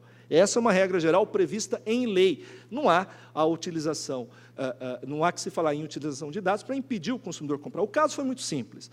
Foi consumidores tentando fazer reservas em hotéis na época da Copa do Mundo, aqui no Brasil, e eles não conseguiam. Mas se fosse um argentino, ele conseguiria. A racionalidade, um consumidor brasileiro no Brasil gasta muito pouco nos hotéis. Ele vai para um hotel, ele vai no supermercado, compra água, vai na lavanderia, lava roupa, não utiliza o serviço do hotel. O ticket dele é muito baixo. O estrangeiro não conhece nada, ele compra tudo dentro do hotel, ele paga R$12 numa garrafa de água, e está tudo certo. Porque um gasta mais e um gasta menos, a gente impede aquele que gasta menos de utilizar. Até aí, dentro de um sistema de mercado, você poderia dizer, não é ético, mas não teria nenhum problema, mas existe uma lei que proíbe expressamente esse tipo de conduta. Então, eu sempre gosto de lembrar que os limites estão previstos na lei. Esses são um dos exemplos, tem vários outros, e eu queria, só para terminar aqui, lembrar esse exemplo que a Joyce deu, no caso das farmácias. Me pareceu algo que mereça uma investigação, eu diria, da sociedade, né? Não no sentido de punir, mas pelo menos de esclarecer. Nós temos órgãos aqui com poderes de fiscalização que poderiam notificar as farmácias e exigir as informações. Para que está sendo utilizado esses dados? Por que eu preciso saber de todas essas informações? Qual a correlação dessas informações com um desconto? Então, são medidas, vejam bem, não são medidas policialescas, mas são medidas de controle da sociedade. Servem para duas coisas: para entender a razão, para entender os limites dessa racionalidade e, sobretudo, pactuar, porque muitas coisas podem ser utilizadas, mas outras não. Então, eu aqui advogo, talvez, algo que é muito próprio da pós-modernidade. Você não estabelecer ex ante todas as regras, mas você apostar no processo e na construção do processo de uma forma harmônica, pactuando como uma regra relacional cada uma dessas novas regras ou dessas novidades, sem a necessidade, necessariamente, de uma nova intervenção, uma inovação legislativa. Bem, já estourou meu tempo, peço desculpas aí, eu acabei preparando outras coisas, mas eu diria, numa mensagem final, sou muito favorável à utilização de dados, acho que todos somos favoráveis a isso, acho que o amor deve dirigir, e o amor à esperança deve dirigir as nossas diretrizes. Nós podemos ser melhores, como sociedade, como pessoas e como empresas. Muito obrigado.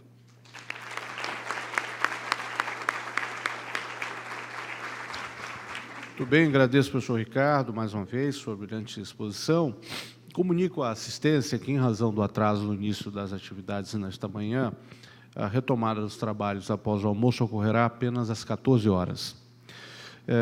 Passaremos agora ao bloco final, com uma participação das senhoras e dos senhores por meio de perguntas em bloco, facultando a palavra aos que estejam interessados em perguntar.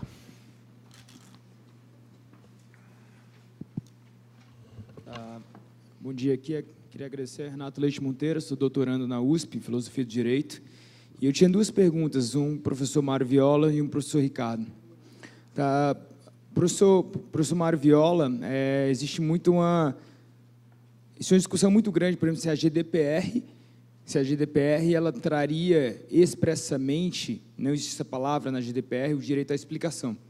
Então, nós temos aí a professora Julia Paus falando que, entrando numa briga até mesmo doutrinária sobre se realmente haveria esse direito, que seria oriundo do direito à transparência e também da questão do underline logic, quando você tem decisões automatizadas. E aí eu queria saber sua opinião, se realmente haveria um direito à explicação, tanto na GDPR quanto na Lei Geral Brasileira, e, eventualmente, se houver, quais são os limites dessa explicação.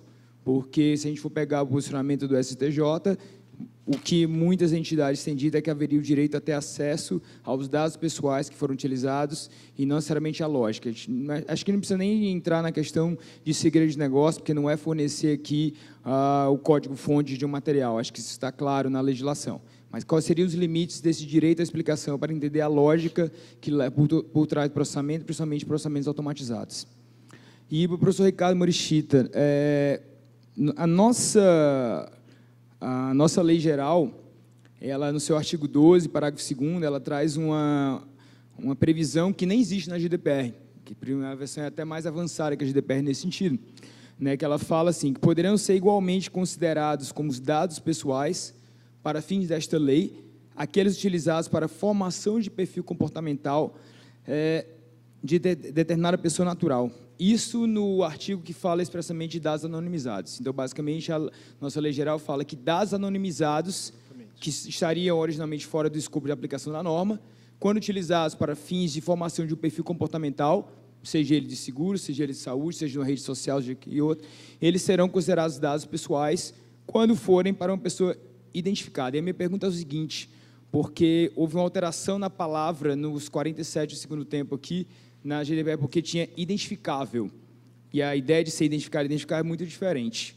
E aí eu pergunto, será que a gente poderia interpretar essa palavra identificada como individualizada? Porque, por exemplo, numa rede social, eu não preciso saber quem é a pessoa por trás. Não preciso saber que é o Renato, Veridiano, o Mário, o professor Ricardo. Mas eu individualizo essa pessoa e posso sujeitá-la a um determinado comportamento por meio de dados que seriam anonimizados, portanto, fora do escopo de aplicação da norma. E aí eu queria saber sua opinião, já que trouxe aquela ideia de acabar com a dicotomia entre o dado pessoal e o dado anonimizado. Obrigado.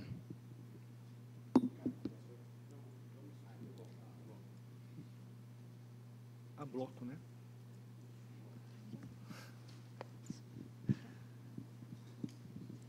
Bom dia, boa tarde, quase, né? Já. Meu nome é Luísa, sou do Instituto de Referência à Internet e Sociedade, e lá no Instituto nós estamos bastante preocupados com o uso de dados pessoais e a coleta em redes de farmácias. Inclusive, oferecemos ao MP de Minas Gerais uma representação sobre o tema, com a ajuda do IDEC, o Zanata deve estar por aqui, e estamos procurando também outras instituições que estejam interessadas em levar essa frente, né, para outras cidades do país onde essa prática também é realizada.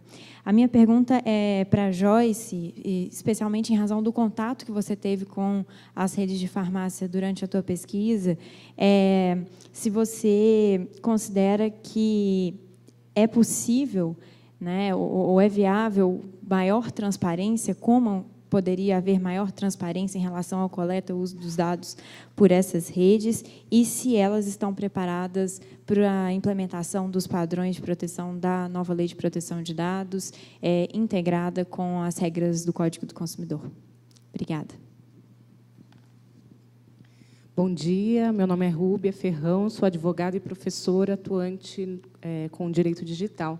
Gostaria de parabenizá-los e aproveitar o ensejo para perguntar para a doutora Veridiana, que fez um estudo muito forte sobre cookies, e eu tenho visto uma prática crescente que se chama cookie stuffing ou cookie dropping, né, que é uma espécie de um envenenamento do cookie do usuário, então, dentro dessa política de não ser invadido, enfim, ou, às vezes, não estar na ignorância do que está sendo feito com os seus dados. Eu gostaria de saber se a doutora já fez alguma avaliação sobre essa prática, que tem comprometido em muito essa rede de afiliados e gerado o pagamento de até comissões pelos cliques em banners, enfim, se você acompanhou alguma coisa de transparência em relação a esse assunto, medidas de combate, e se há alguma iniciativa pública para exigir até a auditoria do que tem sido feito em relação a esse tipo de fraude. Mais algum questionamento? Meu nome é Aristides, sou advogado do UOL. O meu questionamento é o seguinte, eu imagino que seja de conhecimento de todos que alguns sites de compra geralmente têm a prática de apresentar valores diferentes dependendo de alguns dados que são coletados do usuário, seja o dispositivo que ele está utilizando, o local de onde ele está acessando, eventuais cookies que já estejam armazenados no dispositivo, enfim. Eu queria saber da opinião de vocês se, com a nova Lei Geral de Proteção de Dados, isso poderia não mais existir ou, pelo menos, ser muito mais transparente aos usuários, já que, para muitos usuários leigos, isso não é tão claro. Pergunta dirigida a quem do painel? Fica aberta, mas eu vi que o doutor Ricardo foi o que acabou se aproximando mais do assunto quando falou dos hotéis. Perfeito. Então, obrigado. Última pergunta do bloco, professor. Obrigado. Super interessante o painel. Teria pergunta para fazer para todo mundo, mas vou fazer só uma para o Mário, que é a seguinte. Tem aparecido muito na literatura sobre perfilhamento um problema específico com relação à área de seguros, que é o fato de, por meio do perfilhamento, eu posso avaliar o risco individualizado, e a avaliação do risco individualizado pode enfraquecer a noção de mutualismo inerente ao seguro. Ou seja, quando eu faço seguro, é saudável que haja uma opacidade no fato de que os riscos são compartilhados entre pessoas e não individualizados. A partir do momento em que eu individualizo os riscos, a consequência, pelo que eu tenho visto em diversos trabalhos, é que os seguros vão ficar discriminatórios em vez de serem, como são até hoje, de natureza mutualista. Vamos começar, então, as respostas. Eu passo inicialmente a palavra ao Mário e ao professor Ricardo, que ficaram com a primeira, a quarta e a quinta perguntas.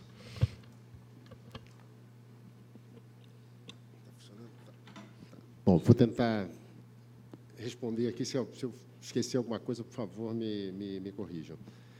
Primeiro, com relação... Vou seguir a ordem, então, das perguntas. A GDPR, o direito à explicação. Eu acho que a gente pode ler o direito à explicação de duas maneiras. Até o professor Abramovay falou hoje, mencionou o professor Luciano Floridi, enfim, que é um dos grandes nomes de ética de dados, enfim. Ele é um dos críticos da existência desse direito à explicação. Enfim, ele diz que, na verdade, não existe esse direito à explicação. Eu entendo a palavra explicação como duas possibilidades. O entendimento da lógica do sistema, enfim, que eu acho que, de alguma forma, tem o desafio da questão da black box, que foi bem falado hoje, enfim, de saber como é que você vai entender. O fato simplesmente de eu dar acesso a você, ao sistema, os bits and bytes, o que está ali dentro, não necessariamente aquilo resolve o meu problema, enfim, a tendência, o que tem sido feito, e até tem um estudo feito pelo professor Virgílio, enfim, que também foi citado hoje aqui pelo professor Abramovay, de fazer análise da entrada e da saída dos dados, né? De você poder ter essa possibilidade de auditar o que entra e auditar o que sai, e ver ali, você poder inferir o que seria essa lógica. O simples fato de você abrir a lógica do sistema pura e simples, isso não resolveria o problema. Enfim, existe a possibilidade de você saber as informações, as fontes, e o que tem se consolidado, de alguma forma, é a possibilidade de você saber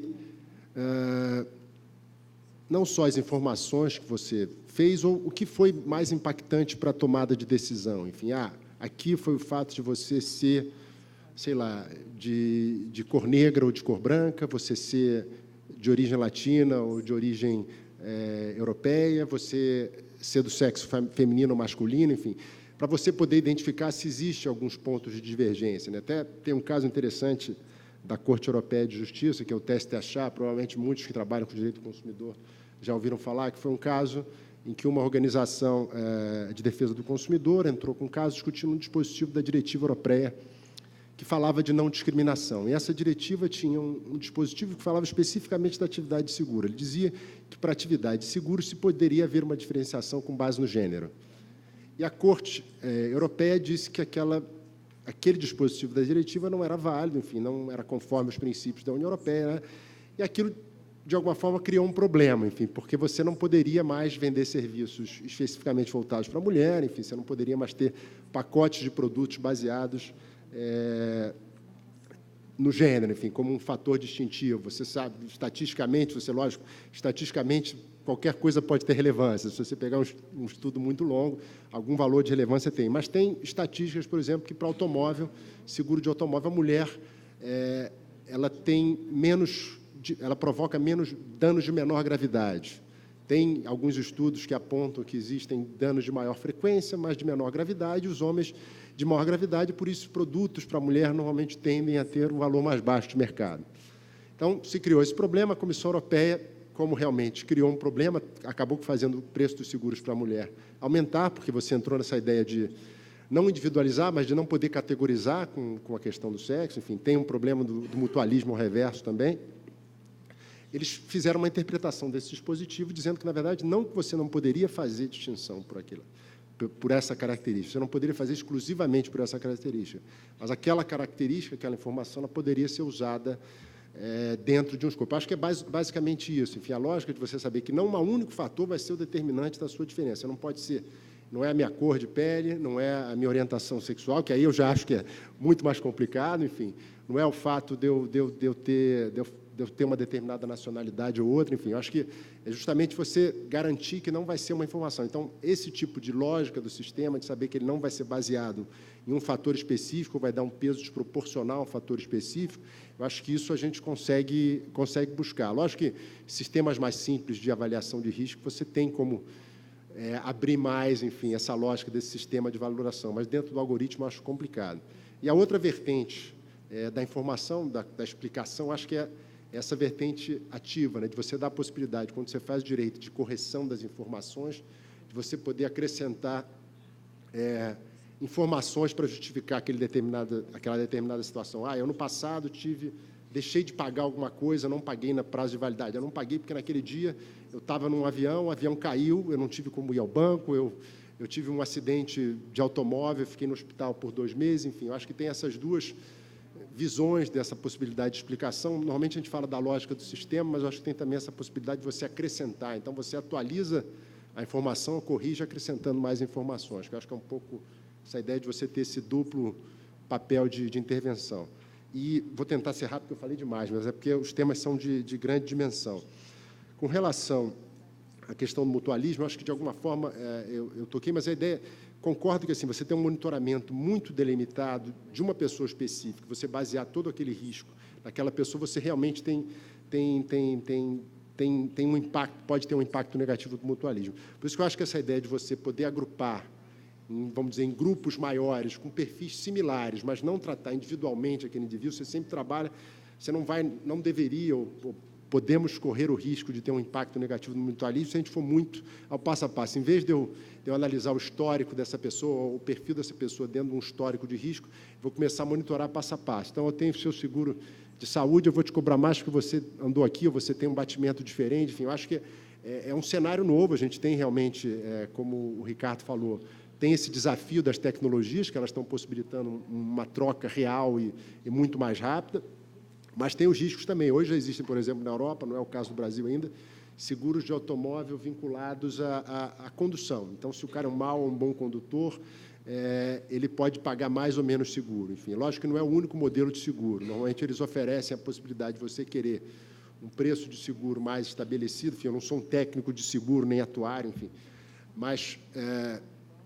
você tem a possibilidade, e nesse caso específico, a autoridade francesa, a CNIL, ela autoriza que eles usem esse tipo de seguro. Você coloca uma espécie de um GPS, um navegador que monitora a utilização e você vai pagar mais ou menos de acordo com o seu perfil específico. De repente, para carro, como existe uma competição grande, talvez não seja um problema. Se você fizer um seguro para a vida ou para a saúde, a gente vai ter um impacto maior.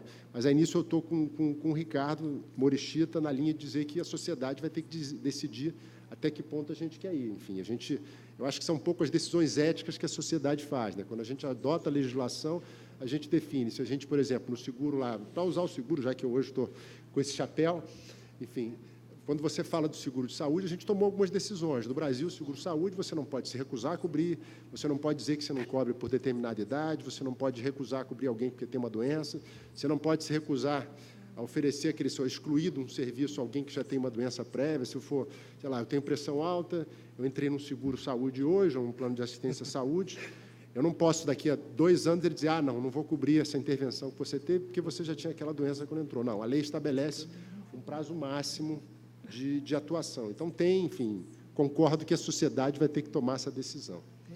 Tem mais alguma coisa para mim? Acho que não, né? Deixa para o Ricardo. Deixa para o Ricardo. Eu passo agora a palavra ao Ricardo, tem perguntas conexas com o Mário, peço que as responda com a máxima brevidade. Obrigado, professor Otávio. A primeira pergunta, acho que a lei é de proteção de dados, né? Ela tem que ter uma leitura generosa, o propósito dela é proteger e não excluir e criar exceções. Então, eu daria uma leitura, digamos assim, lata para esse termo. Tem uma questão que eu acho que o pós-positivismo ajuda a gente a entender, é que a lei não vai representar todas as respostas. Quando a gente troca Kelsen por Heidegger e Kant, o que importa não é o que está no texto, é como nós, não é o ente, é o homem, é o ser que interpreta, é ele que cria. Então, na concretização, nós temos que dar a melhor resposta em consonância com a Constituição. Então, acho que é o regime de proteção. Para a segunda questão, preços dinâmicos, eu acho que tem um grande desafio, né, de saber o quanto tem ou não de abusividade. Mas eu acho que tem um elemento que é importante, que é a transparência. Acho que toda empresa que vai cobrar preços dinâmicos, ela precisa dizer para o consumidor: eu vou cobrar o máximo que eu posso de você.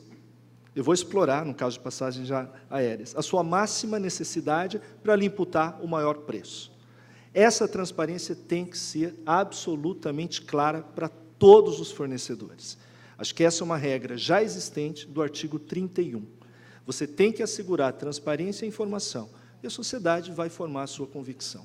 Se ela acha que é normal alguém explorar o máximo a necessidade do outro para oferir lucros, é uma decisão da sociedade. Se ela acha que isso deve ter limites, ela precisa se manifestar. O que não pode é acontecer sem que as pessoas saibam, na clandestinidade, de uma maneira oculta, de uma maneira escondida, porque aí sim a gente tem um problema, não só de ética, mas de legalidade.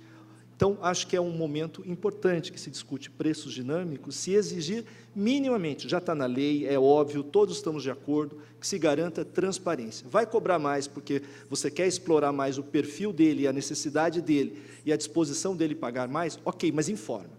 Depois, a gente vai para os limites, sempre lembrando, há uma liberdade de preços. O Brasil não controla preços. Excepcionalmente, existe o controle. Então, eu preciso de uma lei que estabeleça esses limites. No caso da aviação, existe.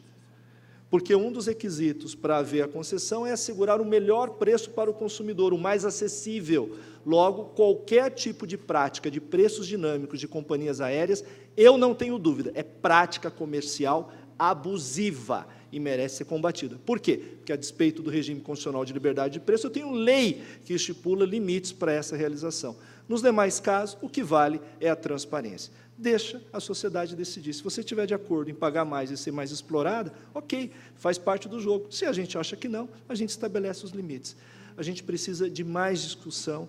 A ética não deveria ser acessória, ela é o principal elemento. Não tem democracia se não tem povo, se o povo não participa, se a gente não se manifesta, se a gente não debate essas questões, porque nem sempre há uma resposta certa, mas há os valores que nós, como sociedade, vamos ou não prestigiar. Então, minha solução para isso é transparência. Obrigado. Obrigado. Passo a palavra à doutora Joyce, e na sequência a doutora Veridiana.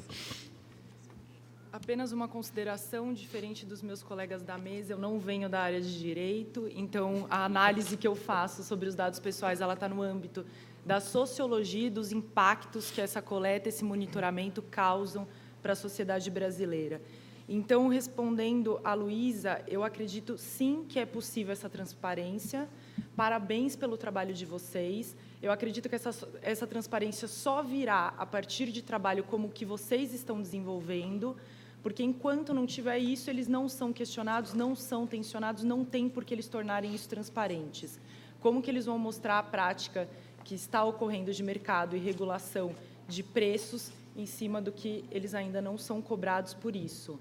E aí gostaria de fazer uma observação em relação ao mercado segurador, na parte que eu analiso, ouvindo um pouco os meus colegas, essa perspectiva do direito, eu reafirmo para mim mesma o gigantesco estado de exceção que estamos vivendo entre o que o direito diz e o que eu consigo averiguar nas pesquisas que eu tenho feito com dados. Então, não há nenhum perfil de exclusão permitido pelo mercado segurador, como o professor Mário colocou. Porém, na perspectiva que eu tenho de pesquisa, o valor se torna uma classificação de exclusão. Então, quando eu faço uma análise e aumento, porque, por exemplo, a ANS ela regula para planos individuais, que a maioria das seguradoras não fazem mais planos individuais. Quando eu faço plano de pessoa jurídica e por adesão, que é uma outra modalidade que se criou nesse mercado, eu consigo um poder de negociação de aumento. Se eu tenho a análise de dados, eu consigo fazer análises preditivas de categorias, eu consigo aumentar o valor a partir disso. O seguro, por exemplo, de automóveis, já existem 2 seguradoras no Brasil que estão fazendo monitoramento a partir de aplicativos. Só de você baixar o aplicativo, você tem 5% de desconto no seu automóvel e você concede o direito dela te monitorar durante 2 meses, onde você para, como você dirige, a sua frequência de utilização do veículo próprio. Então, isso está ocorrendo, sim. Bom, é isso. Doutora. Sim. Muito bem, vamos lá.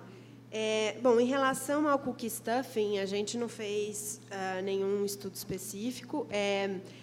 Pelas informações que eu tenho, está muito mais relacionado à distribuição de comissões em relação a marcador de cookie nos sites, etc.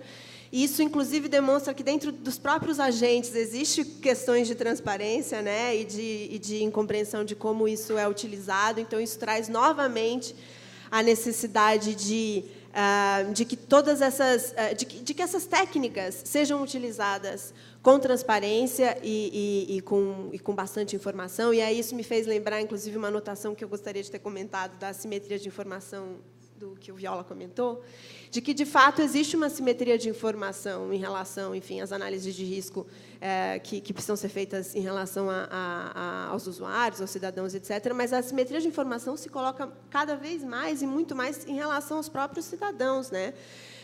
E as pessoas que têm, enfim, os seus dados coletados e tratados de formas que a gente tem cada vez menos controle. E essas legislações elas vêm justamente para nos colocar no nosso lugar, que é de titular dos nossos próprios dados, né? De sujeitos de um processo de sujeitos de uma economia e de um mundo cada vez mais baseado em coleta e tratamento de dados pessoais. E, nesse sentido, embora a pergunta não tenha sido diretamente para mim, mas comentando um pouco a pergunta do Renato ao Morishita, já que eu tenho ainda um tempinho, sobre as mudanças dos 47 de segundo tempo, que a gente vive sempre, né, nas legislações, nos processos legislativos, justamente nessa perspectiva, que, inclusive, tem relação com a própria definição de dado pessoal da lei, né? E por tudo que a gente falou aqui, seja no exemplo das farmácias, seja no exemplo que eu trouxe de publicidade online, enfim, sendo um perfil comportamental a partir do qual, na linha até do entendimento da opinião 5 de 2014, né, do Article 29 Working Party, de que, sendo um perfil comportamental que leva a uma identificação a ponto de conclusões serem tiradas por aquele número, ou em relação àquele número, em relação àquele perfil, conteúdos serem direcionados a ele, ou mesmo decisões importantes na vida das pessoas serem tomadas com base nesse conjunto de informações que conformam esse perfil, não é possível se falar em proteção de dados compreendendo, como o próprio Ricardo Morishita disse, que a proteção de dados é, na verdade, a nossa proteção, né? É a proteção do sujeito, a proteção do indivíduo, ou, em casos, inclusive, de grupos, né? Não é possível se ter uma compreensão de proteção de dados em que, quando há um perfil em que essa relação é possível, esse perfil não ser protegido pela lei, né? Então, sem dúvida, a interpretação vai ter que voltar aos olhos a própria definição de dado pessoal que está nela, digamos assim. E aí, já que eu peguei carona na pergunta do Ricardo Morishita, eu também gostaria de me somar ao apelo dele, a sanção que deve acontecer na semana que vem. Ela é fundamental para o Brasil se colocar aí num cenário em que, finalmente, vamos ter regras de proteção de dados pessoais mais gerais e que devem se aplicar não só ao setor privado, mas ao setor público, por todas as razões que nós estamos falando aqui. Então, é muito importante que todo o período de debates e de reflexões da sociedade por qual passou essa lei, que soma praticamente 10 anos, seja levado em consideração nessa assinatura que deve ser dada até a semana que vem. É isso, obrigada. Mário pediu a palavra. Já que o Mário veio para lá e para cá, só rapidinho, não é nada para continuar o debate, é só duas observações. Com relação a Luísa, eu fico feliz de saber dessa informação, porque eu nem sabia que existia, mas acho que é o mesmo raciocínio que eu usei quando estava falando com o professor Ricardo Abramovay. Enfim, essa ideia de a gente tem que estabelecer limites. Eu acho que a lei de proteção de dados, que esperamos todos que seja aprovada, até porque, se não for aprovada, pelo menos eu, que venho trabalhando com isso há mais de 15 anos, eu provavelmente vou ter menos trabalho, enfim, então torço para que ela seja aprovada aqui e em outros lugares do mundo. Acho que a ideia de transparência, estou totalmente de acordo com você, e acho que falei no início essa ideia da via de mão dupla, enfim, acho que realmente tem que ser uma via de mão dupla, e acho que já existem mecanismos, enfim, pelo menos para essa questão da transparência, no próprio CDC, que o Ricardo lembrou bem, enfim, que é um regime legal já em vigor, enfim. Eu acho que existe a possibilidade dessa questão, por exemplo, das farmácias, da informação ser exigida e ser buscada, eu acho que tem, mas necessita, não existe, como a gente tem discutido para a proteção de dados, uma autoridade específica para tratar desse tema. Enfim, você tem o Sistema de Defesa do Consumidor, que tem diversas outras atribuições, mas a própria pessoa envolvida não poderia buscar o acesso às informações, enfim, do que está sendo armazenado. Então, acho que realmente a transparência é a chave do negócio. Eu costumo dizer que duas palavras são fundamentais para o regulamento europeu e acho que se aplica completamente para o nosso ordenamento, que é a ideia de transparência e responsabilidade. Enfim, então, você tem que trabalhar com essas duas palavras, tanto no setor público e privado. Senhoras e senhores, aproximamos do fim do painel. Eu gostaria de agradecer imensamente aos colegas Joyce, Mariane, Mário Viola, Ricardo Morichita e Veridiana Limonte. Foi um painel muito rico, muito profundo, com muita qualidade. As perguntas também integraram essa mesma característica do painel, tornando esse final de manhã muito agradável para todos que aqui compareceram. Eu deixaria uma última palavra. Eu até pelo atraso do início do painel e o avançar do horário pelo almoço, eu me contive aqui em fazer algumas intervenções, o que é algo muito pouco comum para um professor, e um professor de Direito e um professor de Direito do Largo São Francisco. E todas as três características me levariam a falar muito. Mas talvez seja um término de painel com um chamado a uma reflexão, eu diria até profética. Este ano completamos aniversário da desestatização, da Lei Geral de Telecomunicações, e, enfim, todo o modelo que nós temos criado no setor de telecomunicações.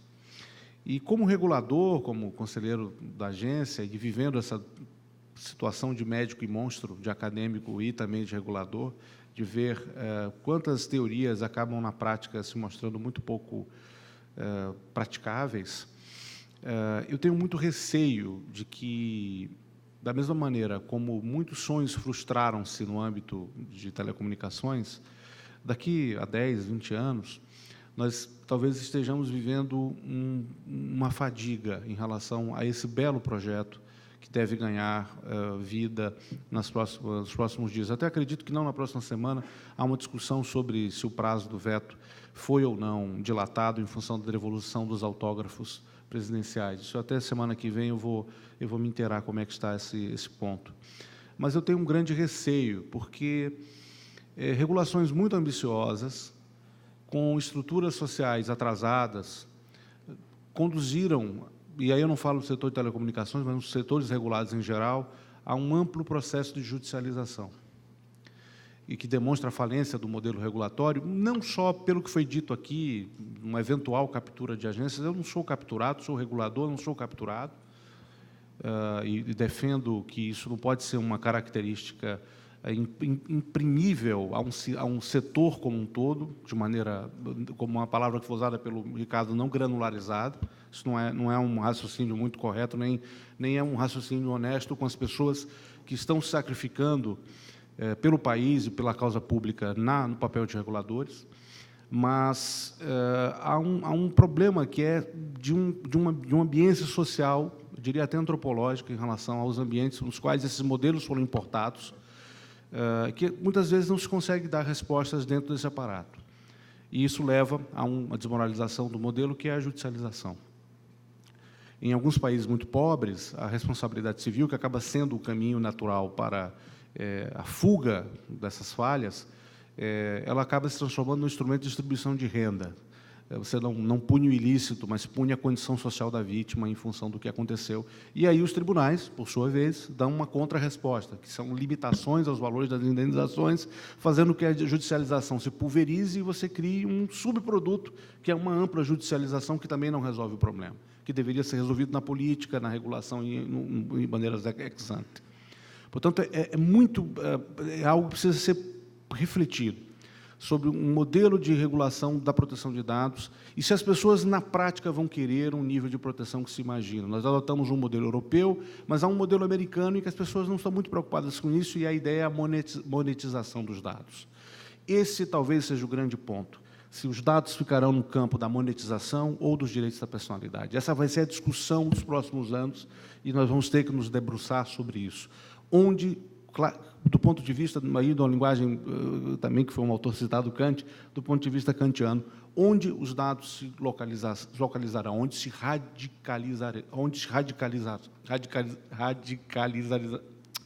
serão radicados, né? Porque essa discussão definirá o futuro desse modelo que nós estamos aqui a tratar de uma maneira, como todos os modelos que nascem, com muitas esperanças.